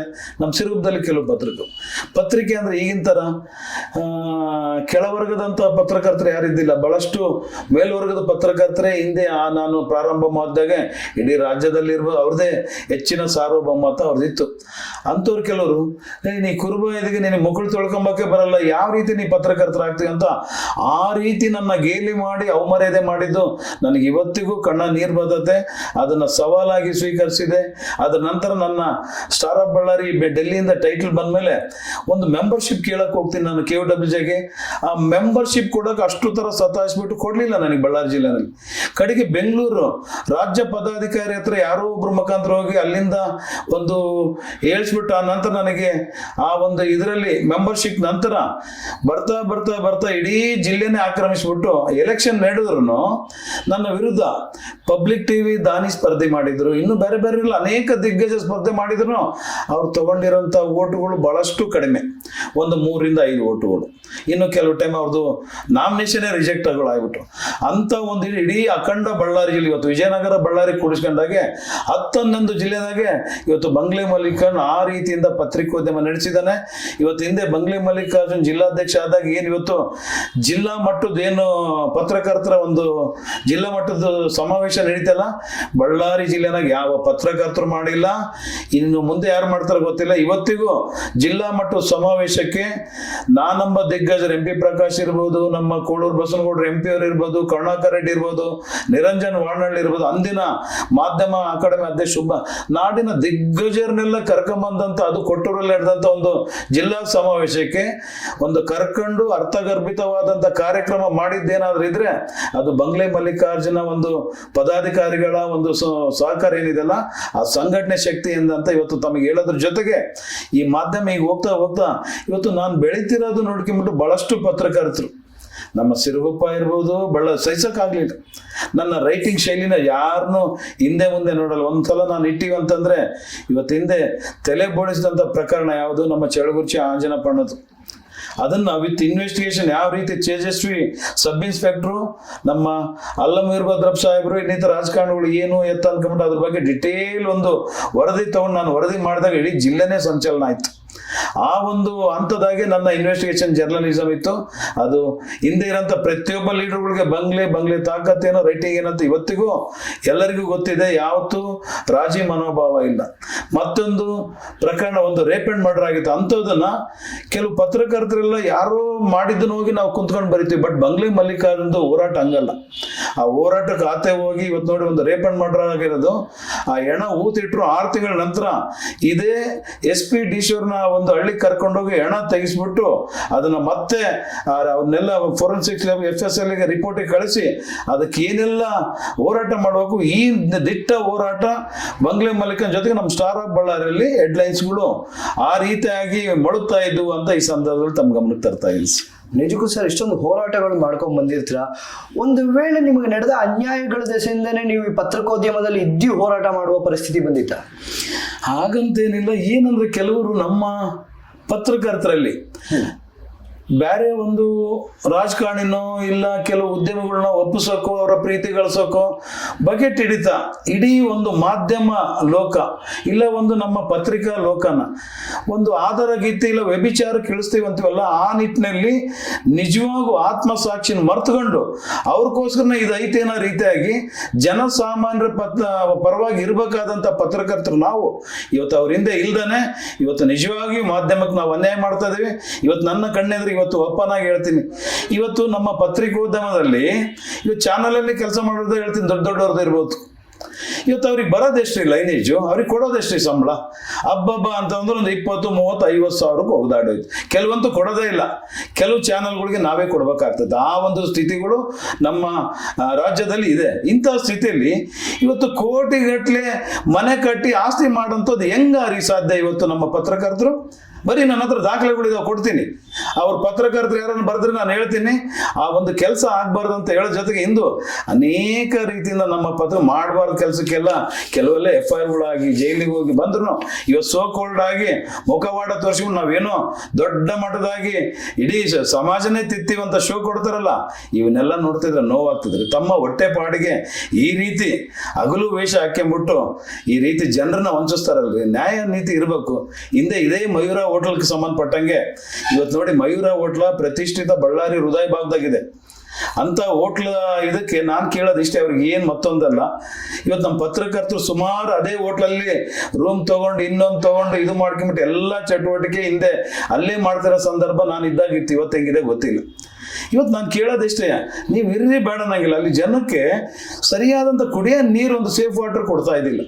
ಕೆರೆ ನೀರು ಒಂದು ಟ್ಯಾಂಕರ್ ತಂದು ಹಂಗೆ ಡೌನ್ಲೋಡ್ ಮಾಡಿ ಹಂಗೆ ಒಂದು ಫಿಲ್ಟರ್ ಇಲ್ದಂಥ ನೀರು ಜನಕ್ಕೆ ಕುಡಿಸಿದ್ರೆ ಕಾಯಿಲೆ ಬರಲಾರ್ದು ಇನ್ನೇನಾಗ್ತದೆ? ಜನಸಾಮಾನ್ಯ ದುಡ್ಡು ಕೊಟ್ಟು ಕಾಯಿಲೆ ತಗೋಬೇಕಾ? ಇದ್ರ ಜೊತೆಗೆ ಒಂದು ಟಾಯ್ಲೆಟ್ ವ್ಯವಸ್ಥೆ ಮಯೂರ ಓನರ್ ಮಾಡೋಕ್ಕಾಗದಿದ್ರೆ ಹೆಂಗ್ರಿ? ಹಿಂದೆ ನಾನು ಮಹಾನಗರ ಪಾಲಿಕೆ ಕಮಿಷನರ್ ಕೊಟ್ಟ ನೋಟಿಸ್ ಹೋದಾಗ ದೊಡ್ಡ ಮಟ್ಟದ ಇಶ್ಯೂ ಆಯ್ತು. ಈ ಪತ್ರಕರ್ತರೆಲ್ಲ ಆ ಕಡೆ ಸೇರಿಕೊಂಡ್ರು. ನನಗೆ ಅದ್ರ ಬಗ್ಗೆ ಬೈಲ್ಲ. ಬದುಕೋ ಸಾವು ನನ್ನ ಮೇಲೆ ಈಗಾಗಲೇ 5 ಸಲ ಮರ್ಡರ್ ಅಟೆಂಪ್ಟ್ ಆಗಿ 3 FIR ಫೈಲ್ ಆಗಿರೋದು ಇವತ್ತು ಸ್ಟೇಷನ್ಗಳಿದ್ದಾವೆ. ಇವತ್ತು ತಾವು ಹೋಗಿ ಯಾರು ಬೇಕಾದ್ರೂ ನೋಡಿ ತಮಗೆ ಸಿಗ್ತದಂತ ಈ ಸಂದರ್ಭ ಹೇಳ್ತಾ, ನಾವು 4 ದಿನ ಬದುಕನ್ನ ನಾವು ಪತ್ರಕರ್ತರಾದ್ರೆ ನಿಜವಾಗಿ ನಾವು ಒಳ್ಳೆ ಕೆಲಸ ಮಾಡೋಣ. ಇವತ್ತು ದುಡ್ಡಿದ್ರೆ ದುನಿಯಾ ಯಾವ ರೀತಿನೋ, ಇವತ್ತು ಮೀಟ್ರ್ ಇದ್ರೆ ಮಾತ್ರ ಮೀಡಿಯಾಗೆ ಬನ್ನಿ. ಸುಮ್ಮನೆ ನಿಮ್ಮ ತವಲಿಗೆ ನಿಮ್ಮ ಹೊಟ್ಟೆವರೆಗೋಸ್ಕರ ಏನೋ ದೊಡ್ಡ ಫೋಸ್ಗಳು ಕೊಟ್ಟು ದಯಮಾಡಿ ಈ ಮೀಡಿಯಾನ ಕುಲಗೆಡಿಸ್ಬೇಡಿ, ಇದಕ್ಕೆ ಅನ್ಯಾಯ ಮಾಡಬೇಡಿ. ದುಡಿಯೋಕ್ಕೆ, ನಿಮ್ಮ ಜೀವನ ಮಾಡೋಕ್ಕೆ ನಿಮ್ಮ ಬೇಕಾದಷ್ಟು ವೃತ್ತಿಗಳಿದ್ದಾವೆ. ಇನ್ನೊಂದು ವೃತ್ತಿ ಆರಿಸ್ಕೊಂಡ್ಬಿಟ್ಟು ದಯಮಾಡಿ ಹೋಗಿ ಆ ಒಂದು ಇದರಲ್ಲಿ ಸಾಕ್ಕೊಂಬಿಟ್ಟು ನಿಮ್ಮ ಜೀವನ ಮಾಡ್ರಿ ಅಂತ ಆ ರೀತಿ ಇದ್ದಂಥ ಪತ್ರಕರ್ತರಿಗೆ ನಾನು ನೇರವಾಗಿ ಹೇಳಕ್ಕೆ ನಾನು ಇಷ್ಟಪಡ್ತಾ ಇದ್ದೀನಿ ಸರ್ ತಮ್ಮ ಅಂತ. ನಿಜಕ್ಕೂ ಸರ್ ಸತ್ಯ ಮಾತಿದೆ ಇದು. ಏನಕ್ಕೆ ಅಂದ್ರೆ ಸಮಾಜವನ್ನು ತಿದ್ದೋ ಒಂದು ಜಾಗದಲ್ಲಿ ನಾವು ಇದ್ದಿರ್ತೇವೆ, ಸಮಾಜಗಳಿಗೆ ಸುದ್ದಿಯನ್ನು ಕೊಡ್ಬೇಕಾಗಿರುತ್ತೆ. ಇದರ ಜೊತೆಗೆ ನಮ್ಮದು ಮಾತ್ರ ಅಲ್ಲದೆ ರಾಜಕಾರಣಿಗಳಿಗೂ ಸಹ ಇದರಲ್ಲೇ ಒಂದು ಸಹಭಾಗ ಅನ್ನೋದು ಇರುತ್ತೆ. ಬಟ್ ತಪ್ಪು ದಾರಿಯಲ್ಲಿ ಹೋಗ್ತಿರೋ ರಾಜಕಾರಣಿಗಳಿಗೂ ಒಂದು ರೀತಿ ಅವರನ್ನು ಪರೋಕ್ಷಿತವಾಗಿ ಅವ್ರನ್ನ ಹೈಲೈಟ್ ಮಾಡಿಕೊಂಡು ಮತ್ತೆ ನಮ್ಮ ಪತ್ರಕರ್ತರ ಪ್ರಿನ್ಸಿಪಲ್ಸ್ ಮತ್ತೆ ಎಥಿಕ್ಸ್ ಏನಿದೆ ಇದನ್ನ ಒಂದು ಪಕ್ಕಕ್ಕೆ ಬದಿಯಕ್ಕೆ ಒಂದು ಕೆಲಸ ಮಾಡ್ತಿರುವ ಪತ್ರಕರ್ತರಿಗೆ ಏನಂತ ತಿಳಿಸ್ಕೊಡ್ತೀರಾ ಸರ್? ನೋಡಿ, ಒಂದು ನಮ್ಮ ಆತ್ಮಸಾಕ್ಷಿ ಅನುಗುಣವಾದ್ರೆ ಇವತ್ತಿಲ್ದ ನಾಳೆ ದೇವ್ರು ನಮ್ಮನ್ನು ಮೆಚ್ತಾನೆ, ನಮಗೆಲ್ಲೋ ಕೈ ಹಿಡಿತಾನೆ. ಅದು ಬಿಟ್ಟು ಇವತ್ತು ನಾವೇ ಬೇಲಿನೇ ಎದ್ದು ಹೊಲ ಮೇಯುವಂಥ ಪರಿಸ್ಥಿತಿ ಸಮಾಜದಲ್ಲಿ ನಾವು ಆಯ್ತಂದ್ರೆ ನಾವೇನು ತಾನೇ ಮೆಸೇಜ್ ಕೊಡೋಕ್ಕೆ ಸಾಧ್ಯ ನಾವು ಸಮಾಜಕ್ಕೆ? ಇವತ್ತು ನಮ್ಮನ ಬಗ್ಗೆ ನಾವು ಈ ರೀತಿ ಮಾಡಿದ್ರೆ ನಿಮಗೆ ಗೊತ್ತಿಲ್ಲದೇ ನೀವೇನೋ ದೊಡ್ಡ ಮಾಡೋದಾಗಿ ನಿಮಗೆ ಸೀಟ್ ಕೊಟ್ಟು ನಮಸ್ಕಾರ ಮಾಡಿದ್ರೆ ನೀವು ದೊಡ್ಡ ವ್ಯಕ್ತಿ ಅಲ್ಲ. ನೀವು ಅಲ್ಲಿ ಇರ್ರಿ ಬಿಡಿ, ಹೃದಯಪೂರ್ವಕವಾಗಿ ನಮಸ್ಕಾರ ಮಾಡಿ ನೀವು ಮಾಡ್ತಕ್ಕಂಥ ಒಳ್ಳೆ ರಿಪೋರ್ಟ್ಗಳು, ನಿಮ್ಮ ನಿರ್ಭಯವಾಗಿರೋಂಥ ವರದಿಗಳು ಏನಿದಾವಲ್ಲ ಅದನ್ನು ಮಾತಾಡ್ಸ್ಬೇಕೆ ಹೊರತು ಇವತ್ತು ಯಾವುದೋ ಇದಕ್ಕೆ ನಾವು ಪತ್ರಕರ್ತ ಅದಂಗೆ ಇದಂಗೆ ಇದೇ ಹಾಕಿಲ್ಲ ಅದೇ ಹಾಕಿಲ್ಲ ಈ ರೀತಿ ದಬ್ಬಾಳಿಕೆ ಒಳ್ಳೇದಲ್ಲ ಅಂತ ಪತ್ರಕರ್ತ ನಾನು ಕಿವಿ ಮಾತು ಹೇಳೋದಕ್ಕೆ ನಾನು ಇಷ್ಟಪಡ್ತಾ ಇದ್ದೀನಿ. ನಿಜಕ್ಕೂ ಸರ್, ಇವಾಗ ಪತ್ರಿಕೋದ್ಯಮದಲ್ಲಿ ಏನಾಗಿದೆ ಅಂದ್ರೆ ಒಳ್ಳೆ ದುಡ್ಡಿರೋಂಥವ್ರು ಒಂದು ಒಳ್ಳೆ ಚಾನಲ್ ಹಾಕೊಂಡು ಬಹಳಷ್ಟು ದೊಡ್ಡ ದೊಡ್ಡ ಜಾಗದಲ್ಲಿ ಕೂತಿರ್ತಾರೆ. ಅವರಿಗೆ ಹಲವಾರು ಅನುದಾನಗಳು ಮತ್ತು ಸರ್ಕಾರದ ಧನಗಳು ಸಪೋರ್ಟು ಎಲ್ಲ ತರ ವಸತಿಗಳು ಅವ್ರಿಗೆ ಸಿಕ್ಕಿರ್ತವೆ. ಬಟ್ ಈ ಬಡ ಪತ್ರಕರ್ತರಲ್ಲಿ ಹೋಗ್ಬೇಕು, ಅವ್ರಿಗೆ ಒಂದು RNA ಸಿಗ್ಲಿಕ್ಕೆ ಕೂಡ ಬಹಳ ಕಷ್ಟ ಇರುತ್ತೆ. ಅವ್ರಿಗೆ ಬರ್ಬೇಕಾಗಿರೋದು ಅದೇನು 3 ತಿಂಗಳು ಇರುತ್ತೆ, ಅದು 9 ತಿಂಗಳಾದ್ರೂ ಆಶ್ಚರ್ಯ ಇಲ್ಲ, 1 ವರ್ಷ ಆದ್ರೂ ಆಶ್ಚರ್ಯ ಇಲ್ಲ. ಎಷ್ಟೋ ಪತ್ರಕರ್ತಗಳು ಪಾಪ ಬಹಳಷ್ಟು ಕಷ್ಟದಲ್ಲಿ ಅವರು ಉರ್ಲಾಕೊಂಡು ಸಹ ಇದ್ದ ಬಹಳಷ್ಟು ಹಲವಾರು ಮಾದರಿಗಳು ಸಹ ಇದ್ದಾವೆ. ಇದು ಏನಕ್ಕೆ ಈ ತರ ಪರಿಸ್ಥಿತಿ ಇದೆ? ಇದಕ್ಕೆ ಸರ್ಕಾರ ಏನಾದ್ರೂ ಮಾಡ್ಬೇಕಾ, ಇಲ್ಲ ನಮ್ಮ ಪತ್ರಕರ್ತರಲ್ಲೇ ಸಂಘಟನೆಗಳು ಸೇರಿಸ್ಬೇಕಾ? ಸರ್, ಇದು ತಾವು ಹೇಳಿದ ಪ್ರಶ್ನೆ ಸಿಸ್ಟಮ್ ಆ ರೀತಿ ಹೊರಟು ಬಿಟ್ಟಿದೆ. ಏನಾಗಿದೆ ಅಂದ್ರೆ ನಮ್ಮ ಪತ್ರಿಕೆಗೆ ಸಂಬಂಧಪಟ್ಟಂಗೆ ಬಂಡವಾಳಶಾಹಿಗಳು ಜೊತೆಗೆ ಸರ್ಕಾರ ಇಬ್ಬರು ಒಂದಾಗ್ಬಿಟ್ಟಿದ್ದಾರೆ. ಇವತ್ತು ರೋಟಿಗೆ ಬಿದ್ದಿರೋರು ಯಾರು? ವರದಿಗಾರರು. ಆ ವರದಿಗಾರ ಇವತ್ತು ನಾನು ಕೇಳ್ತಿರೋದು ಎಲ್ಲ ದೃಷ್ಟಿಯಿಂದ ನಾನು ಹೇಳ್ತಿಲ್ಲ, ಮಾಧ್ಯಮ ಪಟ್ಟಿಯಲ್ಲಿ ಇರೋಂಥ ಚಾನಲ್ಗಳು ಇರ್ಬೋದು, ಜೊತೆಗೆ ಪತ್ರಿಕೆಗಳ ಸಂಪಾದಕಗಳ ವಿಚಾರಕ್ಕೆ ಬರ್ತೀನಿ ರೀ. ಬೇಕಾದಷ್ಟು ಇವತ್ತು ಲಕ್ಷಾಂತರ ರೂಪಾಯಿ ಜಾಹೀರಾತು ಪಡಿತೀರಿ, ದುಡಿತೀರಿ, ಸವಲತ್ತು ಪಡಿತೀರಿ. ಯಾಕ್ರಿ ವರದಿಗಾರಿಗೆ ಪೇ ಸ್ಲಿಪ್ ಕೊಡಕ್ಕೆ ಆಗದಿದ್ರು ಪರವಾಗಿಲ್ಲ, ಅವ್ರಿಗೆ ಒಂದು ಇನ್ಶೂರೆನ್ಸ್ ಮಾಡಕ್ಕೆ ಏನ್ರಿ ನಿಮಗೆ ದಾಡಿ? ಅವ್ರ ಪಾಪ ಸತ್ತರೆ ಅವ್ರು ನಂಬಿರ್ತಾರೆ. ಆ ಕುಟುಂಬದ ಸ್ಥಿತಿಗಳೇನು? ಮೊನ್ನೆ ರೀಸೆಂಟಾಗಿ ನಮ್ಮ ಸಂಯುಕ್ತ ಕರ್ನಾಟಕ ರಿಪೋರ್ಟರ್ ಒಬ್ಬ ವೀರನಗೌಡ ಅಂತ ತೀರೋಡ್ತಾರೆ. ಇಲ್ಲಿ ನಮ್ಮ ವೀರನಗೌಡರಲ್ಲ ಯಾರೋ ಒಬ್ಬರು ಪತ್ರಕರ್ತರು, ಇನ್ನೊಂದಿಬ್ರು ಆದಾಗೆ ಪಾಪ ಅವ್ರ ಕುಟುಂಬದ ಸ್ಥಿತಿ ಯಾರು ಇಲ್ಲ, ಅಂಥ ಸ್ಥಿತಿಯಲ್ಲಿ ನಾವು ಬದುಕ್ತಾ ಇದ್ವಿ. ಇವತ್ತು ನಾವೆಲ್ಲ ಒಗ್ಗಟ್ಟಾಗಬೇಕು. ನಮಗೆ ಯಾರ್ಯಾರಿಗೂ ನಾವು ಕಾರ್ಮಿಕ ಕಾನೂನುಗಳು ಅನುಷ್ಠಾನಕ್ಕೆ ತರ್ತೀವಿ. ನಮಗೆ ನಾವೇ ಕಾರ್ಮಿಕ ಕಾನೂನುಗಳು ಅನುಷ್ಠಾನಕ್ಕೆ ತಂದ್ಕೊಳ್ಳೋಕ್ಕೆ ಅಷ್ಟು ನಿಶ್ಶಕ್ತರಾಗಿದ್ದೀವಿ ನಾವು ಪತ್ರಕರ್ತರು ಅಂತ ಕೆಲವೊಮ್ಮೆ ನನಗೆ ಆಲೋಚನೆ ಆಗ್ತಾ ಇದೆ. ಇವತ್ತು ರಾಜ್ಯದಲ್ಲಿ ಅನೇಕ ಸಂಘಟನೆಗಳಿದೆ. ಆ ಸಂಘಟನೆಯಲ್ಲಿ ಪ್ರಮುಖವಾಗಿ ವಿಚಾರ ಬರೋದಂದ್ರೆ ಕರ್ನಾಟಕ ಕಾರ್ಯನಿರತ ಪತ್ರಕರ್ತರ ಸಂಘ. ಸುಮಾರು 100 ವರ್ಷಗಳ ಇತಿಹಾಸ ಈ ಸಂಘ. ಆ ಸಂಘದಲ್ಲಿ ನಾನು ಒಂದು 20 ವರ್ಷಗಳ ಇದ್ದೆ, ನೋಡಿದೆ ಯಾವುದೇ ರೀತಿಯಿಂದ ಪತ್ರಕರ್ತರ ಧ್ವನಿ ಎತ್ತಾ ಇಲ್ಲ. ಅದೆಲ್ಲ ಬೇಸತ್ಕೊಂಡ್ಬಿಟ್ಟು ಇಲ್ಲ ಒಂದೇನೋ ಪತ್ರಕರ್ತರ ಪಾಲಿಗೆ ಒಂದು ಆಸರೆ ಆಗ್ಬೇಕು, ನನ್ನ ಕೈಲಿಂದ ಹೋರಾಟ ಮಾಡಿ ಮೂಲಭೂತ ಸರ್ಕಾರ ಕೊಡದಿದ್ರೂ ಕಾನೂನಾತ್ಮಕವಾಗಿ ಮಾಲೀಕರಿಂದ ಸರ್ಕಾರ ಕೊಡಿಸ್ಲೇಬೇಕಂತ ದಿಟ್ಟ ನಿರ್ಧಾರದಿಂದ ಕಳೆದ 3 ವರ್ಷದ ಹಿಂದೆ ಇಡೀ ಪತ್ರಕರ್ತರ ಪರವಾಗಿ ಕಾರ್ಯನಿರತ ಪತ್ರಕರ್ತರ ಧ್ವನಿಯನ್ನ ಒಂದು ಅರ್ಥಪೂರ್ಣ ಒಂದು ಟೈಟಲ್ ಕೊಡೋದ್ರ ಮುಖಾಂತರ, ಆ ಸಂಘಕ್ಕೆ ಹೆಸರು ಇಡೋದ್ರ ಮುಖಾಂತರ ಇವತ್ತು ನಿಜವಾಗಿ ಇವತ್ತು ಸುನಾಮಿ ರೀತಿ ಧ್ವನಿ ರೀತಿ DJ ಸೌಂಡ್ ಮುಖಾಂತರ ಇವತ್ತು ಎಲ್ಲರಿಗೂ, ಸರ್ಕಾರಕ್ಕೂ ಆಪೋಸಿಟ್ ಸಂಘಗಳಿಗೂ ಮಂತ್ರಿ ಮಹೋದಯರಿಗೂ ಮೊಳಗ್ತಾ ಇರೋದು ಈಗಾಗಲೇ ರಾಜ್ಯದಲ್ಲಿ ಹೋಗ್ತಾ ಇದೆ. ಇನ್ನು ಕೇವಲ 2 ವರ್ಷ, ಇಡೀ ಇವತ್ತೇನು 100 ವರ್ಷದ ಇತಿಹಾಸ ಇದೆ ಅಲ್ಲ, ಕೇವಲ 5 ವರ್ಷದಲ್ಲಿ ಯಾವ ರೀತಿ ಬದಲಾವಣೆ ಮಾಡ್ತೀನಂತ ನಾನು ಈಗಾಗಲೇ 60% ಇದರಲ್ಲಿ ಹೋಗಿದ್ದೀನಿ. ಈಗ ಆಲ್ರೆಡಿ ಎಲ್ಲರಿಗೂ ಗೊತ್ತಿದೆ. ಇನ್ನು 40% ಇದೆ. ಇನ್ನು 2 ವರ್ಷ ಅವಧಿಯಲ್ಲಿ ಸವಲತ್ತುಗಳಿರ್ಬೋದು, ಸೌಕರ್ಯ ಇರ್ಬೋದು, ನಮ್ಮ ಪತ್ರಕರ್ತ ಪತ್ರಕರ್ತರು ತಲೆ ಎತ್ಕೊಂಡು ಅವ್ರ ಹೆಂಡತಿ ಮಕ್ಕಳ ಮೊಗದಲ್ಲಿ ಸಂತೋಷ ಮೂಡುವಂತ ಕೆಲಸ ಈ ಬಂಗ್ಲೆ ಮಲ್ಲಿಕ ಕಾನಿಪ ಧ್ವನಿಯಿಂದ ಜೊತೆಗೆ ಈಗಾಗಲೇ ಒಂದು ನನ್ನ ಕಾನಿಪ ಧ್ವನಿ ಚಾರಿಟಬಲ್ ಟ್ರಸ್ಟ್ ಅಂತ ಮಾಡಿದ್ದೀನಿ. ಅದು ನೆಕ್ಸ್ಟ್ ವೀಕಿಂದ ಜನರೇಟ್ ಆಗುತ್ತೆ. ಅದರಲ್ಲಿ ಅನೇಕ ನನ್ನ ಸ್ನೇಹಿತರು ನಮ್ಮ ಪತ್ರಕರ್ತರಿಂದ ಸಣ್ಣ ಪುಟ್ಟದು ಹನಿ ಗೂಡಿದ್ರೆ ಹೆಂಗ ಅನ್ನುವಂತೆ ಪ್ರತಿ ತಿಂಗಳು 100 ರೂಪಾಯಿ ಸಹಾಯದೊಂದಿಗೆ ನಮ್ಮ ಪತ್ರಕರ್ತರ ಹತ್ರ ನನ್ನ ಆತ್ಮೀಯ ಸದಸ್ಯತ್ರ ಪಡೆದು ಅದರಲ್ಲಿ ಬಂದಂತ ಹಣದಾಗೆ ನೊಂದಂತ ಪತ್ರಕರ್ತರಿಗೆ, ಮರಣದ ಹೊಂದಿದಂತ ಪತ್ರಕರ್ತರ ಕುಟುಂಬಕ್ಕೆ, ಮಾರಣಾಂತಿಕ ಕಾಯಿಲೆ ಹೊಂದಂತ ಪತ್ರಕರ್ತರಿಗೆ, ಆಗ ಇನ್ನಿತ ನೊಂದಂತ ಪತ್ರಕರ್ತರ ಕುಟುಂಬಕ್ಕೆ ಹೆಚ್ಚೆಚ್ಚು ಯಾವ್ಯಾವ ರೀತಿ ಕ್ರೋಢೀಕರಣ ಆ ರೀತಿಯಾಗಿ ಸಹಾಯ ಮಾಡಕ್ಕೆ ನನ್ನ ಆತ್ಮಸಾಕ್ಷಿಯಾಗಿ ನಿರ್ಧಾರ ಮಾಡಿದನು ಕೂಡ. ನಾನು ಏನು ಒಟ್ಕೊಂಡು ಹೋಗೋದಿಲ್ಲ. ಹಣ ಎಷ್ಟಿದ್ದಾರೇನು, ಋಣ ಇದ್ದರಷ್ಟೇ ಮಾತ್ರ ಜೀವನ ಅಂತ ಏನೊಂದು ಅರ್ಥ ಇದೆ. ಈಗಾಗಲೇ ನನಗೆ ಇವಾಗ 59 ವರ್ಷ ಆಗ್ತಾ ಇದೆ. ಎಷ್ಟು ಅರ್ಥ ಇತ್ತು ಗೊತ್ತೆ. ಬಟ್ ಉಸಿರಿರೋವರಿಗೆ ನಂದು ಒಂದೇ, ಯಾವ ರಾಜಕಾರಣ ಇಲ್ಲ, ಮತ್ತೊಂದಿಲ್ಲ, ಮಗದೊಂದಿಲ್ಲ. ಇವತ್ತು ನಾನು ಜಾತಿಯಲ್ಲಿ ಕುರುಬ ಆಗಿದ್ರು ಯಾವತ್ತು ನಾನು ಸಿದ್ದರಾಮಯ್ಯವ್ರನ್ನ ಜಾತಿ ಅಂತ ಹೇಳ್ಕೊಂಡು ಹೋಗಿಲ್ಲ. ಇನ್ನಿತರ ಬೇಕಾದಂತ ಇವತ್ತು ಮಂತ್ರಿ ಮಹೋದಯರು, ವೈಶ್ಚಾತ ಅನೇಕ ರೀತಿ ನನ್ನ ಸ್ನೇಹಿತರಿದ್ದಾರೆ. ಅವ್ರು ನನ್ನ ಕರೆದ್ರು, ಅಲ್ಲಿ ಕರ್ಕೊಂಡು ಹೋಗಿ ನಾನು ಬೇಡ ಅಂದೆ. ಯಾಕಂದ್ರೆ ಇವತ್ತು ಏನಾದ್ರೂ ನಾನು ಅವ್ರ ಮುಖಾಂತರ ಹೋದ್ರೆ ನನ್ನ ಒಪ್ಸಂತ ಕೆಲಸ, ನನ್ನ ಮೆಚ್ಚುವಂತ ಕೆಲಸ, ನನ್ನ ಬಕೆಟ್ ಹಿಡಿಯಂತ ಕೆಲಸಕ್ಕೆ ಅಲ್ಲಿ ಹೋದ್ರೆ ಪತ್ರಕರ್ತರಿಗೆ ಅನ್ಯಾಯ ಆಗ್ತತೆ. ಪತ್ರಕರ್ತರ ಆಶಯಗಳ ಸಮಾಧಿಗಳ ಮೇಲೆ ಒಬ್ಬ ಬಂಗ್ಲೆ ಮಲ್ಲಿಕ ಸೌಧ ಕಟ್ಟಬಾರ್ದು ಅನ್ನೋ ಒಂದು ಉದ್ದೇಶದಿಂದ ಇವತ್ತು ಯಾವತ್ತೂ ನಾನು ಸಿದ್ದರಾಮಯ್ಯನವ್ರು ಭೇಟಿ ಆಗ್ಬೇಕಂದ್ರೆ ಕಾನೂನು ಮುಖಾಂತರ, ಕಾನೂನು ವ್ಯಾಪ್ತಿಯಲ್ಲಿ ಭೇಟಿಯಾಗಿ ಏನ್ ಕರೆಸ್ಬೇಕು, ಎಲ್ಲಿ ಕರೆಸ್ಬೇಕು. ಇವತ್ತು ಸಿದ್ದರಾಮಯ್ಯ ಇರ್ಬೋದು, ನಾಳೆ DK ಬರ್ಬೋದು, ಮತ್ತೊಬ್ರು ಬರ್ಬೋದು. ಯಾರೇ ಮಂತ್ರಿಗಳು, ಮುಖ್ಯಮಂತ್ರಿ ಅವರು ನಮಗೆ ಮುಖ್ಯ ಅಲ್ಲ.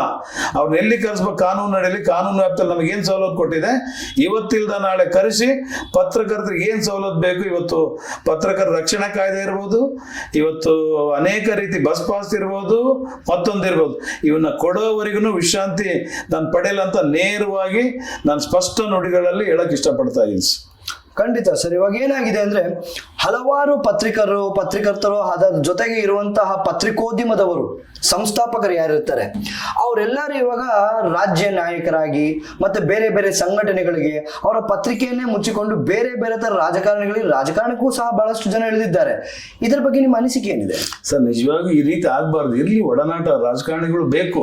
ಯಾಕೆ ಬೇಕು, ಅವ್ರ ಬಗ್ಗೆ ಏನಿದೆ, ಒಂದು ಒಳ್ಳೇದು ಬರೀರಿ, ಇಲ್ಲ ಅವ್ರು ಮಾಡೋಂಥ ಒಳ್ಳೊಳ್ಳೆ ಕಾರ್ಯ ಬಗ್ಗೆ ಅವ್ರನ್ನ ಪ್ರೀತಿ ಗಳಿಸಿ ಪಡೀರಿ. ಇಡೀ ನಿಮ್ತನನೇ ಒತ್ತಿಟ್ಟು, ಸಂಘ ಸಂಸ್ಥೆನೆ ಒಟ್ಟಿಟ್ಟು ಅವ್ರಿಗೆ ಬಹುಪರ ಕಾಡಂಥದ್ದು ಇದು ಒಳ್ಳೆ ಬೆಳವಣಿಗೆ ಅಲ್ಲ ನಮ್ಮ ಪತ್ರಕರ್ತರಿಗೆ. ಇಲ್ಲ ನೀವು ಹಂಗೇನಾದ್ರೂ ಆಗ್ಬೇಕಂದ್ರೆ, ಅವ್ರನ್ನ ಮೆಚ್ಚಿಸಿ ಮಾಡಿಬೇಕಂದ್ರೆ ಈ ಪತ್ರಿಕೋದ್ಯಮ ಬಿಟ್ಟು ನೀವು ಫುಲ್ ಟೈಮ್ ರಾಜಕಾರಣ ಆಗ್ಬಿಡ್ರಿ. ಇವತ್ತು ಸೊಗಡು ಶಿವಣ್ಣವ್ರು ಇದ್ದಾರೆ ನಮ್ಮ ಇಲ್ಲಿ ತುಮಕೂರಲ್ಲಿ. ಅನೇಕ ನಮ್ಮ ಪತ್ರಕರ್ತರೆಲ್ಲ ಇವತ್ತು ಯಾರು ನಮ್ಮ ಪ್ರತಾಪ್ ಸಿಂಹ ಇದ್ದಾರೆ, ಅವರೆಲ್ಲ ಬಿಟ್ಕೊಂಡ್ಬಿಟ್ಟು ನೇರವಾಗಿ ಇವತ್ತು ರಾಜಕಾರಣ ಆ ರೀತಿ ಮಾಡ್ರಿ.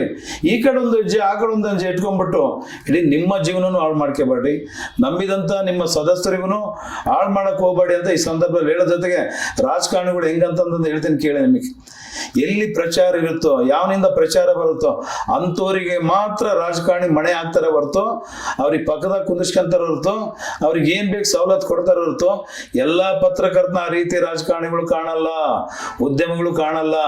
ಇದು ನನ್ನ ಸ್ಪಷ್ಟ ಅನುಭವದ ಮಾತು ಹೇಳ್ತಾ ಇದ್ದೀನಿ. ಇವತ್ತು ಸಣ್ಣ ಬೇಕಾದಷ್ಟು ಇದ್ದಾರೆ. ಇವತ್ತು RNI ಪಡೆದು ಇವತ್ತು ಮಾಧ್ಯಮ ಅನೇಕ ಇದ್ದಾರೆ. ಇವತ್ತು ಹೆಚ್ಚಿನ preference TV9, news 18, public TV, ಇಲ್ಲ ನ್ಯೂಸ್ 18 ಇಂಥವ್ರಿಗೆ ಮಣೆ ಆಗ್ತಾರೆ. ಇದ್ರ ಜೊತೆಗೆ ಪ್ರಜಾವಾಣಿ, ವಿಜಯವಾಣಿ ಇಂಥವ್ರಿಗೆ ಬಿಟ್ರೆ ಸಣ್ಣ ಪುಟ್ಟ ಜಿಲ್ಲಾ ಪತ್ರಿಕೆ ಇಲ್ಲ ಮೂಲೆ ಇರೋಂಥ ಪಾಪ ಅವರು ಕಷ್ಟ ಬಿದ್ದು ತರ್ತಿದ್ರೆ ಅಂಥವ್ರನ್ನ ಬೆಳೆಸಲ್ಲ, ಹೆಚ್ಚು ಕೊಡಲ್ಲ. ಈ ನಿಟ್ಟಿನಲ್ಲಿ ನಾವು ಜಾಗೃತರಾಗಿ ಅವ್ರು ಏನ್ ಮಾಡ್ತಾರೆ, ಸರ್ಕಾರನ ಯಾವ ತರ ಪೋಲ್ ಮಾಡ್ತಾರೆ ಅನುದಾನಗಳನ್ನ, ಇಂಥವನ್ನ ಎತ್ತಿ ಹಿಡಿದು ಅವ್ರು ಮಾಡಂತ ಒಂದು ಭ್ರಷ್ಟಾಚಾರ ಹೊರಗಡೆ ಇಡ್ರೆ ಅವರೇ ಬರ್ತಾರೆ. ಅವರೇ ಏನ್ ಬೇಕು ನಿಮಗೆ ಆ ರೀತಿಯಾಗಿ ನಿಮ್ಮ ಮನೆ ಬಾಗಿಲಿಗೆ ಬರ್ತಾರಂತ ಈ ಸಂದರ್ಭದಲ್ಲಿ ಹೇಳಕ್ ಇಷ್ಟಪಡ್ತೀನಿ ಸರ್. ಇದರಿಂದ ನಮ್ಮ ಪತ್ರಕರ್ತರಿಗೆ ಒಂದು ಕೊಡ್ಲಿಪೆಟ್ಟೆ ಬಿದ್ದಾಗಿಲ್ವಾ? ದೊಡ್ಡ ಮಟ್ಟದ ಕೊಡ್ಲಿಪೆಟ್ಟೆ ಸರ್. ಯಾಕಂದ್ರೆ ಇವತ್ತು ನೋಡಿ, ಪತ್ರಿಕೋದ್ಯಮ ಎನ್ನುವುದು ಕೇವಲ ಹೊಟ್ಟೆ ಹೊರೆಯುವ ಕಾಯಕವಲ್ಲ. ನಿರ್ಭಯದಿಂದ ಸತ್ಯವನ್ನು ಜನತೆಯ ಎದುರಿಗೆ ನಿರ್ಭೀತವಾಗಿ ಸಾಬೀತುಪಡಿಸಿ ಬರೆಯುವಂತ ಪವಿತ್ರವಾದಂತ ಕಾಯಕ.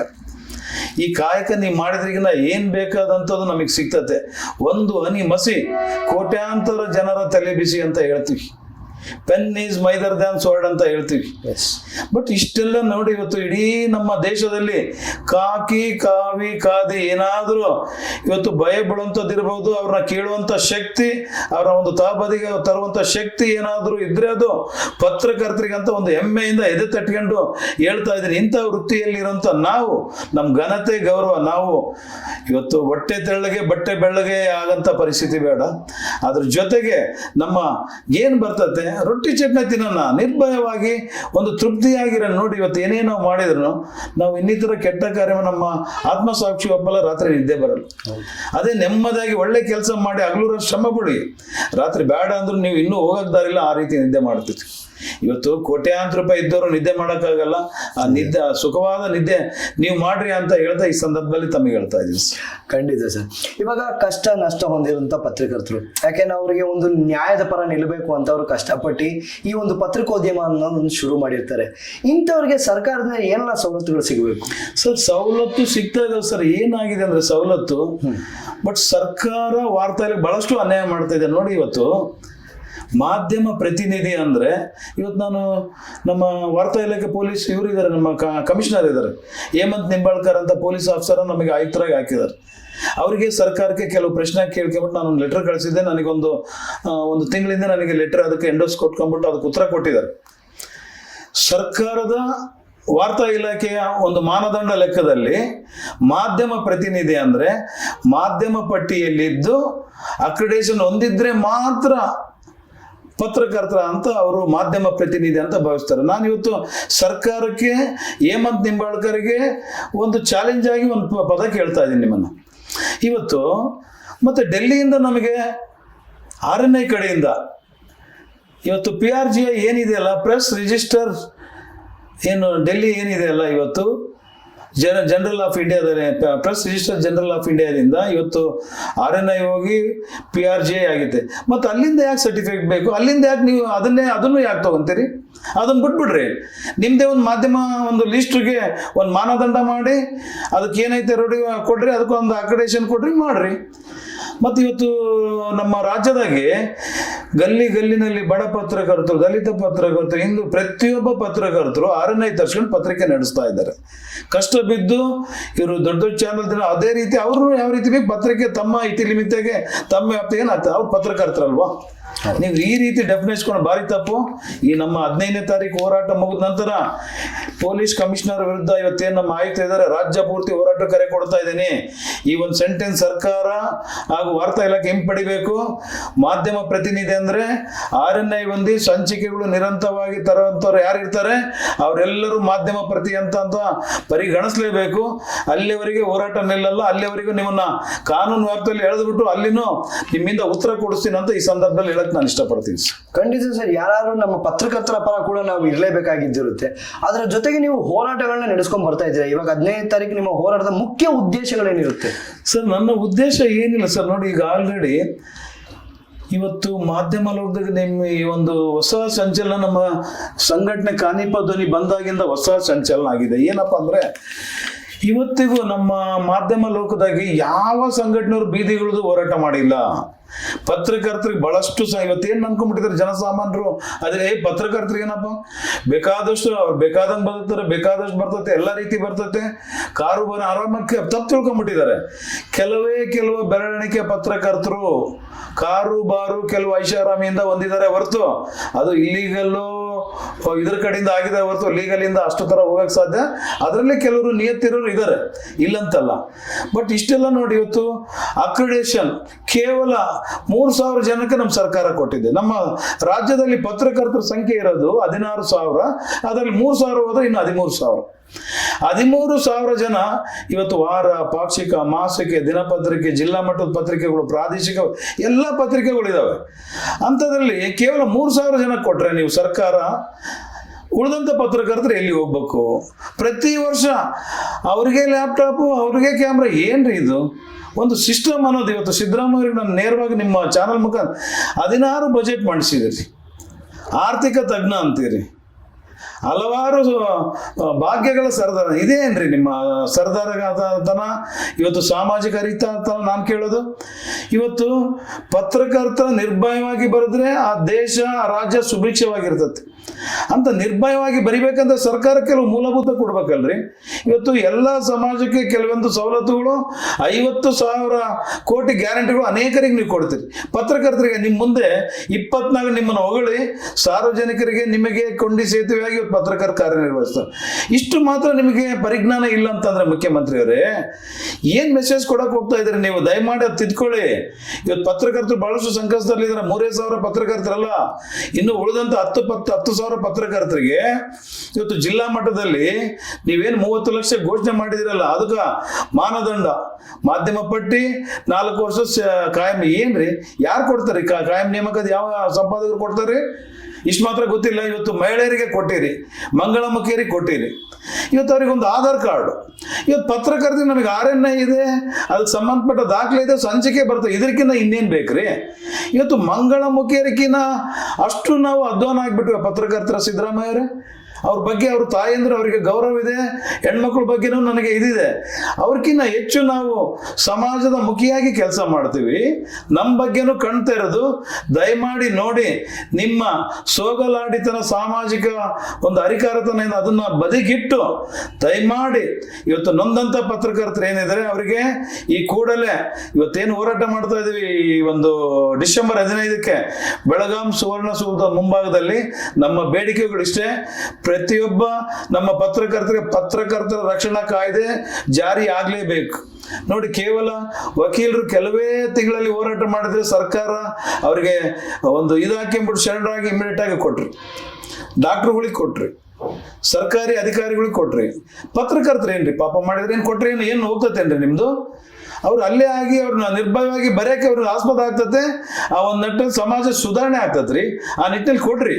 ಇವತ್ತು ಬಸ್ ಪಾಸ್, ಇವತ್ತು CM ಮನೆಗೆ ಟೀ ಕಾಫಿ ಖರ್ಚು ಒಂದು ದಿನಕ್ಕೆ 12 ಲಕ್ಷ. ಬರೀ 3 ದಿನಕ್ಕೆ 36 ಲಕ್ಷ ಆಯ್ತಲ್ರಿ. ಆ 36 ಲಕ್ಷ ನಮ್ದು ವರ್ಷದ ಬಜೆಟ್ ಬರೇ ಜಿಲ್ಲಾ ಮಟ್ಟದಲ್ಲಿ ಅದು ಕೊಡಕ್ಕೆ ಇಷ್ಟು ಮಾನದಂಡ ಬೇಕೇನು? ಸಿದ್ದರಾಮಯ್ಯ ಕೊಟ್ಟಿರಿ. ನೀವು ಏನ್ ಬಂತು ನಿಮ್ಮ ಆದೇಶ?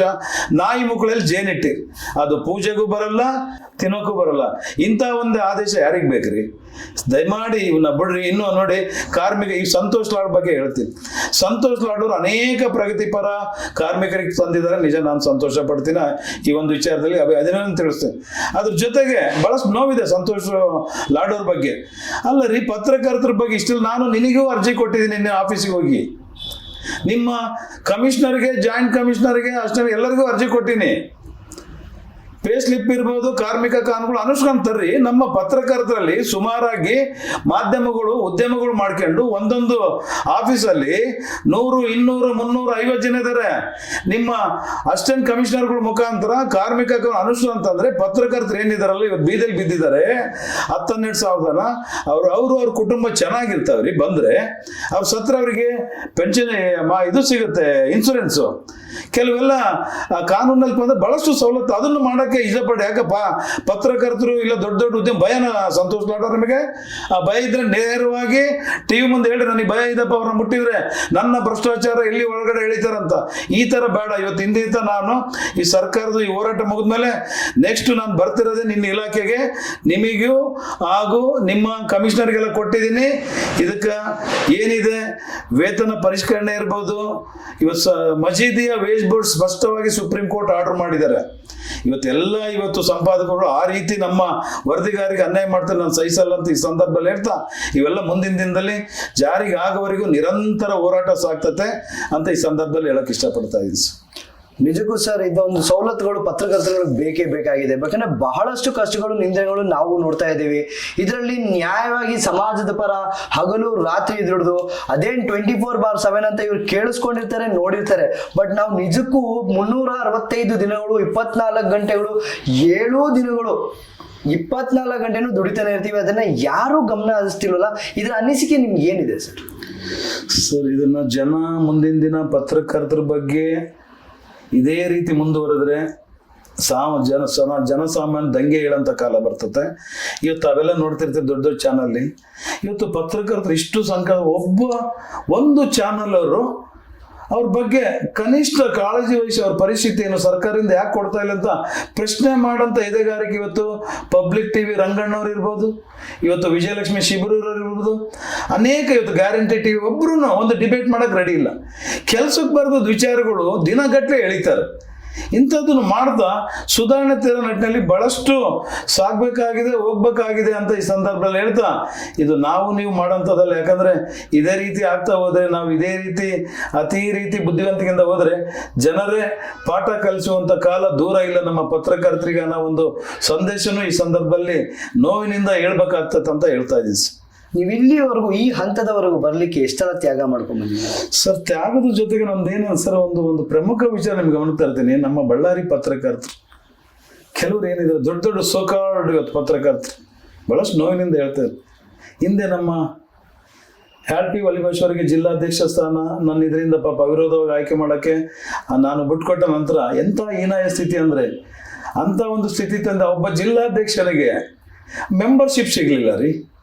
ಮೆಂಬರ್ಶಿಪ್ ಸಿಗ್ಲಾರ್ದನ್ನೇ ವಂಚಿತರಾಗಿ ಆ ಮಟ್ಟದ ಹೀನಾಯ ಸ್ಥಿತಿ ತಂದ್ಕೊಳ್ಳೋಕ್ಕೆ ಸಿಸ್ಟಮ್ ಹೆಂಗಿದೆ ಅಂದರೆ, ಇಲ್ಲಿ ಒಂದ್ ಕಡೆ ಒತ್ತಡ, ರಾಜ್ಯದವ್ರು ಒಂದ್ ಕಡೆ ಒಟ್ಟಿಗೆ ತುಳಿಬೇಕು. ಯಾರು ರೆಬೆಲ್ ಅಂತವ್ರು ಇರ್ತಾರೆ ಅಂಥವ್ರು ಮುಂದೆ ಬರಕ್ಕೆ ಕೊಡಬಾರ್ದು ಅನ್ನೋ ಲೆಕ್ಕದಾಗೆ ಇವತ್ತು ಬಂಗ್ಲೆ ರೀತಿ ಯಾಳ್ಪಿ ವಲಿ ಭಾಷೆ ನಿರ್ಭಯವಾಗಿ ಗೆರೆ ಜಿಗಿತಿದ್ರೆ, ಇವತ್ತು ಅದೇ ಕಾರ್ಯದ ಪತ್ರ ಗೆರೆ ಗಿಚ್ಕೊಂಡು ಆ ರೀತಿ ಆಳ್ತಾ ಇದ್ದ. ಅವನನ್ನು ಭಾರಿ ಎಡವಿಬಿಟ್ಟು ಎರಡು ದೋಣಿಲಿ ಕಾಲಿಟ್ಟ. ಆ ಕಡೆ ಸಂತೈಸಿ ಈ ಕಡೆ ಸರಿ, ಅದೇ ಅವನಿಗೆ ಮುಳುವಾಗಿ ಇವತ್ತು ಎಂಥ ಮಟ್ಟದ ಇದಾಯ್ತು ಅಂದ್ರೆ, ಒಬ್ಬ ಜಿಲ್ಲಾಧ್ಯಕ್ಷ ಮೆಂಬರ್ ಸಿಗ್ಲಾರ್ದಂಗೆ ತಗೊಳ್ದಾರ್ದಾಗೆ ಭಾರಿ ನೋವು ವಿಷಾದ ಅಂತ ಹೇಳ್ತಾ ಸಿಸ್ಟಮ್ಗಳು ಹಂಗಿದಾವೆ. ಇದ್ರ ಜೊತೆಗೆ ನಮ್ಮ ಬಳ್ಳಾರಿ ಪತ್ರಕರ್ತರು ಬಂಗ್ಲೆನ ತುಳಿಲೇಬೇಕನ್ನೋ ದೃಷ್ಟಿಯಿಂದ ನನ್ನ ಬಗ್ಗೆ ಸಿಕ್ಕಾಪಟ್ಟೆ ಕಂಪ್ಲೇಂಟ್ಗಳು ಬರೆದು ಸುಮಾರು ಬಂಗ್ಲೆಗೆ ಲಕ್ಷಾಂತರ ರೂಪಾಯಿ ಬರ್ತದೆ, ಅಲ್ಲಿ ಇಲ್ಲಿ ಬರ್ತಂತ ಅನೇಕ ರೀತಿಯಿಂದ SP-ಗೆ, DC-ಗೆ, CM-ಗೆ, ಹೋಮ್ ಮಿನಿಸ್ಟರ್, ಪ್ರೈಮ್ ಮಿನಿಸ್ಟರ್ವರೆಗೆ ನಮ್ಮ ಬಳ್ಳಾರಿಗೆ ಏನು ಇವತ್ತೆಲ್ಲ ನೋಡ್ತೀರಿ ಕೆಲವೆಲ್ಲ ಪ್ರಮುಖ 60% 70% ಬರೋದು ನನ್ನ ಮೇಲೆ ಒಂದು ಅರ್ಜಿ ಬರೆದು SP-ಗೆ ಕೊಟ್ಟಾಗ ಅಲ್ಲಿಂದೆಲ್ಲ ಮೇಲೆ ಬಂದಾಗ ಒಂದು ಎನ್ಕ್ವೈರಿ ಆಯಿತು. ಅವು ಸೈನ್ ಇರೋದೆಲ್ಲ ಇದಾವೆ. ಮುಂದೆ ನಾನು ನೆಕ್ಸ್ಟ್ ಜನವರಿ 1ಕ್ಕೆ ನಾನು ಸ್ಟಾರ್ ಆಫ್ ಬಳ್ಳಾರಿ ವಿತ್ ಅವ್ರ ಸೈನ್ಗಳು ಸಮೇತ ಅವ್ರು ಏನು ಬರ್ದಾರಂತ ಸಮೇತ ನಿಮ್ಮ ಮುಂದೆ ತರ್ತೀನಂತ ಹೇಳ್ತಾ, ಅಷ್ಟು ಥರ ಬರೆಯಂಥದ್ದು ಬೇಕಂದ್ರೆ ಯಾಕೆ ನಿಮ್ಮ ತಗ ಎವಿಡೆನ್ಸ್ ಇದ್ರೆ ಮಾಡೋ, ಅಷ್ಟೆಲ್ಲ ಕಂಪ್ಲೇಂಟ್ ಕೊಟ್ಟು ನನ್ನ ಮೇಲೆ ಇದು ಮಾಡೋಂಥದ್ದು ಬೇಕಿತ್ತ. ಆಯಿತು, SP ಅವರು ಅದನ್ನ ಎನ್ಕ್ವೈರಿ ಹಾಕಿದ್ರು. ಎಲ್ಲ ಕಡೆ ನೀವು ಎಲ್ಲೆಲ್ಲಿ ಜಾಗ ಹೇಳಿದ್ರೆ ಎಲ್ಲ ಕಡೆ ಇಲ್ಲ ಸರ್ ಅಂಥದ್ದು ಯಾವುದೂ ಇಲ್ಲ, ಬಂದಿಲ್ಲ ಅಂತ ಎಲ್ಲರೂ ರಿಪೋರ್ಟ್ ಕೊಟ್ಟರು. ಆ ರಿಪೋರ್ಟ್ ಬಂದ್ಮೇಲೆ ಯಾವುದೂ ಇಲ್ಲ ಅಂತ ಅನ್ಕೊಂಡ್ಬಿಟ್ಟು ಕ್ಲೀನ್ ಚಿಟ್ ರಿಪೋರ್ಟ್ ಕೊಟ್ಟಾದ್ಮೇಲೆ ಇಡೀ ಪತ್ರಕರ್ತರು ತಲೆ ಬಗ್ಸಿ ಈ ಒಂದು ಸ್ಥಿತಿ ಬೇಕೇನ್ರಿ? ಪತ್ರಕರ್ತರು ಏಳಿಗೆನೆ ಸಹಿಸ್ತಾರೋ, ಇನ್ನು ಜನಸಾಮಾನ್ಯರನ್ನ ಏಳಿಗೆ ಹೆಂಗ್ ಸಹಿಸ್ತಾರೆ ಅವ್ರನ್ನ ಹೆಂಗ್ ಮುಂದೆ ತಂತಾರ್ರಿ? ಇವತ್ತು ಇದೇ ನನ್ನ ಮೇಲೆ ಇದೇ ವಾರ್ತಾ ಇಲಾಖೆಯಲ್ಲಿ ಒಂದು ಮಾಹಿತಿ ಹಾಕಿ ಕೇಳಿದಕ್ಕೆ ಎಲ್ಲರೂ ತಂತ್ರಗಾರಿಕೆ ಮಾಡಿ ನನ್ನ ಮೇಲೆ 353 ಅಂತ ಒಂದು ನಾನ್ ಬೇಲಬಲ್ ಸೆಕ್ಷನ್ ಹಾಕ್ಸಿತ್ತು. ಅವತ್ತು ಏನ್ ನಡೀತು ಅಂತ ಇಡೀ ಪತ್ರಕರ್ತರ ಸಮುದಾಯಕ್ಕೆ ಅಲ್ಲಿ ಎಲ್ಲರೂ ಮೂಕ ಪ್ರೇಕ್ಷಕರಾಗಿದ್ರಿ. ಅವತ್ತು ನಿಮ್ಮೆಲ್ಲರಿಗೂ ನಗ್ನ ಸತ್ಯಾಂಶ, ನಿಮ್ಮ ಆತ್ಮ ಎಲ್ಲರಿಗೂ ಗೊತ್ತಿತ್ತು ಬಂಗ್ಲೆಗೆ ನಡೆದಿದ್ದೇನು, ಏನ್ ಕೇಳಿದನು ಏನಿಲ್ಲ ಅಂತ. ಆದ್ರೂ ಅಷ್ಟು ಜನ ಆ ಮಟ್ಟದ ಒತ್ತಡ ಹಾಕಿ ನನ್ನ ಮೇಲೆ ಕೇಸ್ ನಮೂದು ಹಾಕ್ಸಂಥದ್ದು ಬೇಕಿತ್ತೇನ್ರಿ? ಆಯ್ತು, ಕಡೆಗೆ ಸಫಲ. ಪಾಪ ಬರಲ್ಲ, ಅವಕ್ಕೆ ಎವಿಡೆನ್ಸ್ ಬೇಕಂದ್ರೆ ಕೇಳಾರಂಗೆ ಬೇರೆ ಬೇರೆ ಕಡೆಯಿಂದ ಒತ್ತಡ ಹಾಕಿ ಹಗಲು ರಾತ್ರಿ ಮಾತೆ ಸರ್ಕಲ್ ಇನ್ಸ್ಪೆಕ್ಟರ್ ಚೇಂಬರ್ಗೆ, SP ಚೇಂಬರ್ಗೆ ತಿರುಗಿ ಒಬ್ಬ ಮಲ್ಲಿಕಾರ್ಜುನಿಗೆ, ಬಂಗ್ಲೆ ಮಲ್ಲಿಕಾರ್ಜುನಿಗೆ ಇಡೀ ಇಷ್ಟು ಪತ್ರಕರ್ತರು, ಅದು ಸೋಕಾಲ್ಡ್ ಪತ್ರಕರ್ತರಲ್ಲಿ ದಂಡೆಲ್ಲ ಬೇಕಾಯ್ತದ್ರಿ. ಏನ್ ನೀವು ಸಾಧನೆ ಆಯ್ತು? ಅವತ್ತಿನ ದಿನ FIR ಮಾಡಿಸಿದ್ರಿ, ಏನಾಯ್ತು? ಏನ್ ಸಾಧನೆ ಮಾಡಿದ್ರಿ? ಪತ್ರಕರ್ತನೇ ಸಹಿಸ್ಕೊಳ್ಳಾರಂಗೆ ಇವತ್ತು ಪತ್ರಕರ್ತನ ಈ ರೀತಿ ಮಾಡಿದಂತ ಇದಕ್ಕೆ ದಯಮಾಡಿ ಆ ರೀತಿ ಕೆಲಸ ಮಾಡಬೇಡಿ. ಎಲ್ಲರನ್ನ ಕರ್ಕೊಂಡು ಹೋಗಂತ ನಿಟ್ಟಿನಲ್ಲಿ ನಿಮ್ಮ ತರ ಬೇರೆ ಪತ್ರಕರ್ತರು ಭಾವನೆ ಇದೆ, ಜೀವನ ಇದೆ, ಅವ್ರ ಹೆಂಡತಿ ಮಕ್ಳಿದ್ದಾರೆ, ನೋವು ನಲಿವು ಇದೆ ಅಂತ ಈ ಸಂದರ್ಭ ಅರ್ಥ ಮಾಡ್ತೀಯ. ಹಿಂದೆ ಮಾಡೋದು ಮರ್ತುಬಿಟ್ಟು ಇವಾಗ ಇರೋಂಥವ್ರ ಜೊತೆ ಒಗ್ಗಟ್ಟಾಗಿ ಗುಂಪುಗಾರಿಕೆ ಮಾಡಿದೆ. ಬರ್ಲಾರ್ದಂಥ ಸವಲತ್ತು ಇಲ್ದಾರ ಅಂಥವ್ರಿಗೆಲ್ಲ ತಾವೆಲ್ಲ ಹೋರಾಟ ಮಾಡಿ ಕೊಡ್ಸೋದ್ರ ಮುಖಾಂತರ ಹೋಗ್ಬೇಕಂತ ಹೇಳ್ತಾ, ನನ್ನ ಮೇಲೆ ಒಂದು ದೊಡ್ಡ ಮಟ್ಟದಾಗಿ ಒಂದು ಮಾನಭಂಗ ಕೇಸ್ ಆಯ್ತು ಸರ್. ಅದಕ್ಕೂ ಬಹಳಷ್ಟು ತೆರೆಮೆರೆ ಹಿಂದೆ ಮೆಡಿಕಲ್ ಮಾಫಿಯಾ, ರಾಜಕಾರಣಿಗಳು, ಕೆಲವು ನಮ್ಮ ಸೋಕಾಳ್ ಪತ್ರಕರ್ತ ಕೈವಾಡಗಳಿದ್ರು, ಮಾಡಿದ್ರು, ಸಂತೋಷ್. ಇನ್ನು ನಮ್ಮ ಕೆಲವು ಪತ್ರಕರ್ತರು ಕೊಟ್ಟೂರಿನಲ್ಲಿ, ಅದಾದ್ಮೇಲೆ ಅನೇಕ ಇಂಗ್ಲಿಷ್ ಪತ್ರಿಕೆ, ದೊಡ್ಡ ದೊಡ್ಡ ದಿನಪತ್ರಿಕೆ, ಪ್ರಜಾವಾಣಿ, ವಿಜಯವಾಣಿ ಎಲ್ಲದರಲ್ಲಿ ಬಂಗ್ಲೆ ಹೆಡ್ಲೈನ್ ಬಂತು ಸರ್, ಸಂತೋಷ.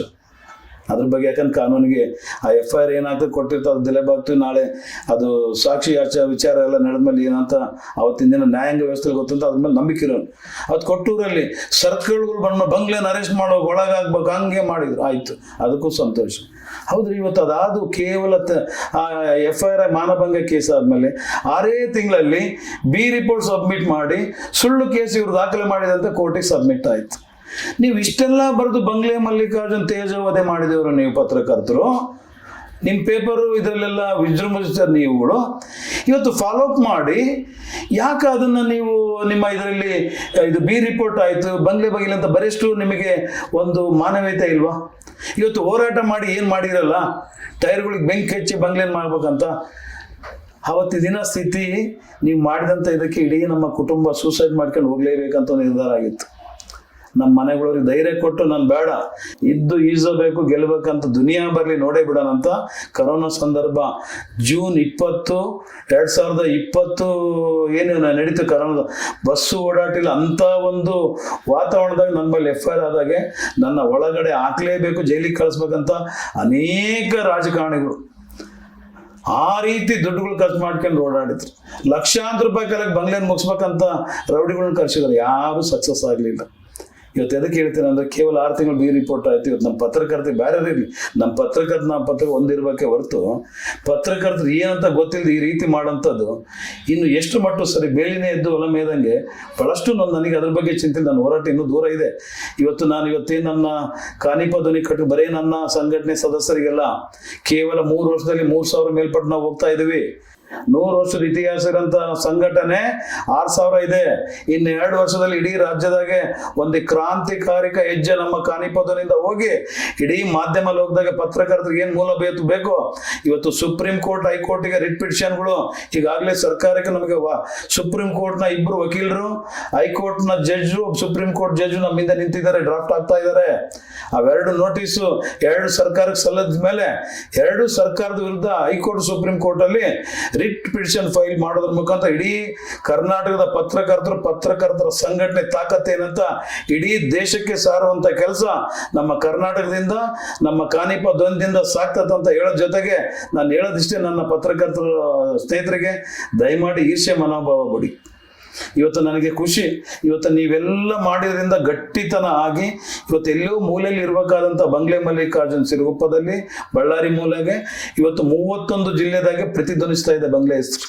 ಇವತ್ತು ಕಾನಿಪ ಧ್ವನಿ ಅದಕ್ಕೆಲ್ಲ ಇವತ್ತೇನು ನನ್ನ ಹಿತಶತ್ರುಗಳಂತ ಏನು ಹೇಳ್ತೇನಪ್ಪ ಅವರಿಗೆ ಯಾವತ್ತು ಚಿರಋಣಿ. ನನ್ನ ಕೊನೆಯವರಿಗೆ ಮರೆಯಲ್ಲ. ಇವತ್ತಿಗೂ ನನ್ನ ಮೊಬೈಲಲ್ಲಿ ನನ್ನ ಇಲ್ಲಿವರೆಗೆ ಬೆಳವಣಿಗೆ ಯಾರು ಇದ್ದಾರಲ್ಲ ಅವ್ರ ಫೋಟೋನ ಬೆಳಗ್ಗೆ ಎದ್ದ ತಕ್ಷಣನೇ ನಾನು ಮುಂದೆ ತಗೊಂಡು ಅವ್ರನ್ನ ನೋಡಿ ನಮಸ್ಕಾರ ಮಾಡಿಬಿಟ್ಟು ನಾನು ಕಾರ್ಯ ಮಾಡ್ತಾ ಇದ್ದೀನಿ. ನಿಮ್ಗೆ ಯಾವತ್ತು ಚಿರಋಣಿ. ಮುಂದಿನ ದಿನ ನಿಮ್ಮನ್ನೆಲ್ಲ ಕರೆಸಿ ಒಂದು ಔತಣ ಕೂಟನೂ ನಾನು ಕೊಡ್ತೀನಿ ಅಂತ ಈ ಸಂದರ್ಭದಲ್ಲಿ ನಿಮಗೆ ಮಾಡೋದ್ರ ಜೊತೆಗೆ ಅವರೆಷ್ಟೇ ನನಗೆ ಮಾಡಿರಲಿ ದೇವ್ರಿಗೆ ಬೇಡ ದೋಷ ಅವ್ರನ್ನೆಲ್ಲ ಚೆನ್ನಾಗಿಟ್ಟಿರು ಸ್ವಾಮಿ, ಇನ್ನೂ ಹೆಚ್ಚು ಸಂಪಾದನೆ ಮಾಡ್ತಾ ಅವ್ರು ಚೆನ್ನಾಗಿರ್ಬೇಕು ಅವ್ರ ಹೆಂಡತಿ ಮಕ್ಕಳ ಜೊತೆಗೆ ಅಂತ ಈ ಸಂದರ್ಭದಲ್ಲಿ ದೇವ್ರನ್ನ ಬೇಡ್ಕೊಂತ ಇದ್ದೀನಿ. ನಿಜಕ್ಕೂ ಅದ್ಭುತವಾಗಿ ಹೇಳಿದ್ರಿ ಸರ್ ನೀವು. ಯಾಕೆಂದ್ರೆ ನಮ್ಮ ಪತ್ರಕರ್ತರ ನೋವು ನಲಿವು ಯಾರಿಗೂ ಕಾಣಿಸಲ್ಲ, ನಿಮ್ಮಂತ ಒಬ್ರು ಹೋರಾಟಗಾರರು ಹೇಳಿದ್ರೇನೆ ಗೊತ್ತಾಗುತ್ತೆ. ನೋಡಿದ್ರಲ್ಲ ವೀಕ್ಷಕರೇ, ಸಮಸ್ಯೆ ಮಾತ್ರ ಜೊತೆಗೆ ಇವತ್ತು ಇಷ್ಟೆಲ್ಲ ಹೇಳಿದ ಜೊತೆ ನಾನು ಹೇಳೋದಿಷ್ಟೇ, ಎಷ್ಟಿದ್ದರೇನು ಇಲ್ಲದಿದ್ದರೇನು ದೇವರು ಹಾಜರಾತಿ ಕೂಗಿದ ಮೇಲೆ ಹೋಗಲೇಬೇಕು. ಅದಕ್ಕೆ ನೀನು ಹೊರತಲ್ಲ, ನಾನು ಹೊರತಲ್ಲ. ಮುನಿಸೇಕೆ ಮನವೇ ಬದುಕೆಂಬ ಈ 4 ದಿನದ ಸಂತೆಯಲ್ಲಿ ಎಂಬ ವಾಕ್ಯವನ್ನು ಇಡೀ ರಾಜ್ಯದ ರಾಜಕಾರಣಿಗಳಿಗೆ, ಹಿರಿಯ ಪತ್ರಕರ್ತರಿಗೆ, ಉದ್ಯಮಿಗಳಿಗೂ ಹೇಳೋದ್ರ ಜೊತೆಗೆ ಇವತ್ತು ತಾವೆಲ್ಲ ನೋಡಿರ್ಬೋದು, ಸ್ಮಶಾನವು ಘಮಘಮಿಸುತ್ತಿದೆ. ತಾವೆಲ್ಲ ನೋಡಿರ್ಬೋದು, ಸ್ಮಶಾನವು ಘಮಘಮಿಸುತ್ತಿದೆ ಶವಗಳಿಗಿಟ್ಟ ಹೂಗಳಿಂದ. ಆ ಶವಗಳಿಗೆ ಏನು ಹುಟ್ಟಿರ್ತಾರಲ್ಲ ವಿಧವಾದಂಥ ಹೂಗಳು, ಆ ಹೂಗಳಿಂದ ಆ ರೀತಿ ಘಮಘಮಿಸುತ್ತಿರುತ್ತದೆ ಶವಗಳಿಗಿಟ್ಟ ಹೂಗಳಿಂದ. ಆದರೆ ಊರು ತುಂಬ ನಾರುತ್ತಿದೆ ಕೊಳೆತ ಮನಸ್ಸುಗಳಿಂದ. ಆ ಕೊಳೆತಂಥ ಮನಸ್ಸುಗಳು ಇಂದಿಗೂ ಇನ್ನೆಂದಿಗೂ ನೀವಾಗಲಿ ನಾವಾಗಲಿ ಆಗಬಾರದೆಂಬ ಉದ್ದೇಶದಿಂದ ನಮ್ಮ ಕೈಲಾಗ ನಾಲ್ಕು ಒಳ್ಳೆ ಕೆಲಸ ಇಲ್ದಿದ್ರೆ ನಮ್ಮ ಪಾಡಿಗೆ ನಾವು ಇರೋಣ ಅನ್ನೋ ಒಂದು ವಾಕ್ಯಕ್ಕೆ ಅನುಗುಣವಾಗಿ ನಡೆದ್ರೆ ದೇವರು ಮೆಸ್ತಾನೆ, ನಾವು ನೆಮ್ಮದಿ ಇರ್ತೀವಿ. ಎಷ್ಟು ದಿನ ಇರ್ತೀವಿ ಗೊತ್ತಿಲ್ಲ, ಇರೋದ್ರೊಳಗಡೆ ನಾವು ಒಳ್ಳೆ ಕೆಲಸ ಮಾಡಿ ಹೋಗ್ಬೇಕಂತ ಇಡೀ ನಾಡಿನ ಪತ್ರಕರ್ತರಿಗೆ ಈ ಒಂದು ತಮ್ಮ ಚಾನಲ್ ಮುಖಾಂತರ ಸವಿನಯವಾಗಿ ವಿನಯವಾಗಿ ಹೇಳೋ ಜೊತೆಗೆ ದಯಮಾಡಿ ನನ್ನ ಭಾಷಣ ಅಲ್ಲ, ನನ್ನ ನೋವಿನ ನೋಡಿ ನಾನು ಯಾವತ್ತೂ ಅಂಜಿಲ್ಲ ಹತ್ತಿಲ್ಲ ಕೂಡ. ಅದು ಇದಕ್ಕಿಂತ ಇನ್ನೂ ಅನೇಕ ರೀತಿಯ ತೊಂದರೆ ನನಗೆ ಮುಂದೆ ಬರ್ತವೆ. ಅನೇಕ ದೊಡ್ಡ ದೊಡ್ಡ ದಿನಪತ್ರಿಕೆ ಸಂಪಾದಕರ ಚಾನಲ್ನವ್ರನ್ನ ಎದುರಾಕ್ಕೊಂತ ಇದ್ದೀನಿ. ಇವತ್ತು ನಮ್ಮ ಪತ್ರಕರ್ತರಿಗೆ ಕಾರ್ಮಿಕ ಕಾನೂನು ಅನುಷ್ಠಾನ ಮಾಡೇ ಮಾಡ್ತೀನಿ, ಯಾರನ್ನೂ ಬಿಡಲ್ಲ. ಇದ್ರ ಜೊತೆಗೆ ಸರ್ಕಾರದಿಂದ ಏನ್ ಸಿಗಬೇಕು ಅದನ್ನ ಹಾಕ್ತಿ. ವಾರ್ತಾ ಇಲಾಖೆ ನಾನಂಬ ಅಧಿಕಾರಿಗಳನ್ನ ಇವತ್ತು ಹೇಮಂತ್ ನಿಂಬಾಳ್ಕರಿಗೆ ಗೆರೆಗೀಚಿ ನಾನು ಅವ್ರಿಗೆ ಎದುರಾಗೋದು ನಿಜ, ಅವ್ರ ವಿರುದ್ಧ ಸೆಟದು ನಿಲ್ಲೋದು ನಿಜ. ನಿಮ್ಗೋಸ್ಕರ ಅದೇನೇ ಬರಲಿ ನೀವೊಂದು ರಕ್ಷಾ ಕವಚ ಆಗಿರಿ, ಉಳಿದಿದ್ದು ನಾನು ಎದುರಿಸ್ತೀನಿ ಅಂತ ಈ ಸಂದರ್ಭದಲ್ಲಿ ಹೇಳ್ತಾ, ಇವತ್ತು ನನ್ನನ್ನು ಇಲ್ಲ ಬರೆ ಮಾಡಿ ನಮ್ಮ ಆತ್ಮೀಯ ಸ್ನೇಹಿತರು ಇವತ್ತು ಒಳ್ಳೆ ರೀತಿಯಾಗಿ ಖುಷಿಯಾಗಿ ನನಗೆ ಸಂದರ್ಶನ ನಡೆಸಿದ್ದಾರೆ. ಇವತ್ತು ಒಳ್ಳೆ ಇದರಿಂದ ನನಗೂ ಬಹಳಷ್ಟು ಖುಷಿಯಾಗಿದೆ ಅಂತ ಈ ಸಂದರ್ಭದಲ್ಲಿ ಅವರಿಗೆ ಅವ್ರ ಚಾನಲ್ಗೆ ಹೃದಯಪೂರ್ವಕವಾಗಿ ನಾನು ನನ್ನ ನಮನಗಳನ್ನ ತಿಳಿಸ್ತಾ ಇದ್ದೀನಿ. ಖಂಡಿತ ಸರ್, ನಿಮ್ಮ ಬ್ಯುಸಿ ಶೆಡ್ಯೂಲ್ನಲ್ಲಿ ನಾವು ಕರೆದು ಮಾಡಿದ ತಕ್ಷಣ ನಮ್ಮ ಒಂದು ಕರೆಗೆ ನಿಮ್ಮ ಅಷ್ಟು ಅಮೂಲ್ಯವಾದ ವಕ್ತನ್ನು ಟೈಮ್ ನಮ್ಗೆ ಕೊಟ್ಟಿದ್ದೀರಾ. ಬಂದು ನಮ್ಮ ಬಳಿ ಇಷ್ಟೊಂದು ಸಂದೇಶಗಳನ್ನು ಕೊಟ್ಟಿರ್ತೀರಾ. ಜೊತೆಗೆ ಪತ್ರಕರ್ತರ ಕಷ್ಟ ಏನಿದೆ ಇನ್ನೊಬ್ಬ ಪತ್ರಕರ್ತನಿಗೆ ಅರ್ಥ ಆಗುತ್ತೆ. ಅದರಲ್ಲೂ ನೀವು ಹೋರಾಟಗಾರರಾಗಿ ಇವಾಗ ನಿಂತು ನಮಗೋಸ್ಕರ ನೀವು ಮುಂದೆ ನಿಂತು ಹೋರಾಟ ಮಾಡ್ತಾ ಇದ್ದೀರಾ. ಇದರಲ್ಲಿ ನಮಗೂ ಬಹಳ ಪ್ರೀತಿ ಇದೆ ಸರ್. ನಮ್ಮ ಸಾಥ್ VTV ಬಳ್ಳಾರಿ ಎಂದಿಗೂ ನಿಮ್ಮ ಜೊತೆಗಿರುತ್ತೆ. ಹಾಗೂ ನಿಮ್ಮದು ಮತ್ತು ನಮ್ಮ ಸಂಸ್ಥಾಪಕರಾದ C. ಗೋಪಾಲ್ ಸರ್ ಅವರದು ಇಬ್ಬರ ಒಡನಾಟಗಳು ಸದಾ ಹೀಗೆ ಇರಲಿ ಅಂತ ಕೇಳ್ಕೊಳ್ತಾ, ನೋಡಿದ್ರಲ್ಲ ವೀಕ್ಷಕರೇ, ಎಷ್ಟೆಲ್ಲ ನೋವು ನಿಂದನೆಗಳು ಕಷ್ಟಗಳು ಬಂದ್ರು ಒಬ್ಬ ಪತ್ರಕರ್ತ ಎಂದಿಗೂ ಕುಗ್ಗಬಾರ್ದು. ಧೈರ್ಯದಿಂದ ಯಾವತ್ತು ಅದು ಯಾರೇ ತಪ್ಪು ಮಾಡ್ಲಿರ್ಲಿ, ಎಂಥವರೇ ಇರ್ಲಿ, ಎಂಥ ದೊಡ್ಡ ಅಧಿಕಾರದಲ್ಲಿದ್ರು ಹೇಗ್ ಪ್ರಶ್ನೆ ಮಾಡಬೇಕು, ಆ ನ್ಯಾಯದ ಪರ ಹೇಗ್ ನಿಲ್ಬೇಕು ಅಂತ ಇನ್ನೂ ಮಲಗಿದ್ದ ಪತ್ರಕರ್ತರನ್ನು ಹೊಡೆದೆಬ್ಬಿಸುವ ಕೆಲಸವಾಗಿತ್ತು ನಮ್ಮ ಇಂದಿನ ಜರ್ನಿ ಜಂಕ್ಷನ್. ಫೈರಿ ಎಪಿಸೋಡ್ ಆಗಿತ್ತಲ್ಲ? ಹೌದು ವೀಕ್ಷಕರೇ, ನೋಡ್ತಾ ಇರಿ. ಇನ್ನೊಂದು ಜರ್ನಿಲಿ ಮತ್ತೊಂದು ಅದ್ಭುತ ವ್ಯಕ್ತಿಯೊಂದಿಗೆ ನಿಮ್ ಮುಂದೆ ಬರ್ತೀನಿ. ಅಲ್ಲಿ ತನಕ ನೋಡ್ತಾ ಇರಿ VTV ಬಳ್ಳಾರಿ. ನಾನ್ ನಿಮ್ಮ ಮನೆ ಮಗ ಅರ್ನಾಲ್ಡ್ ವಿಜಯ್.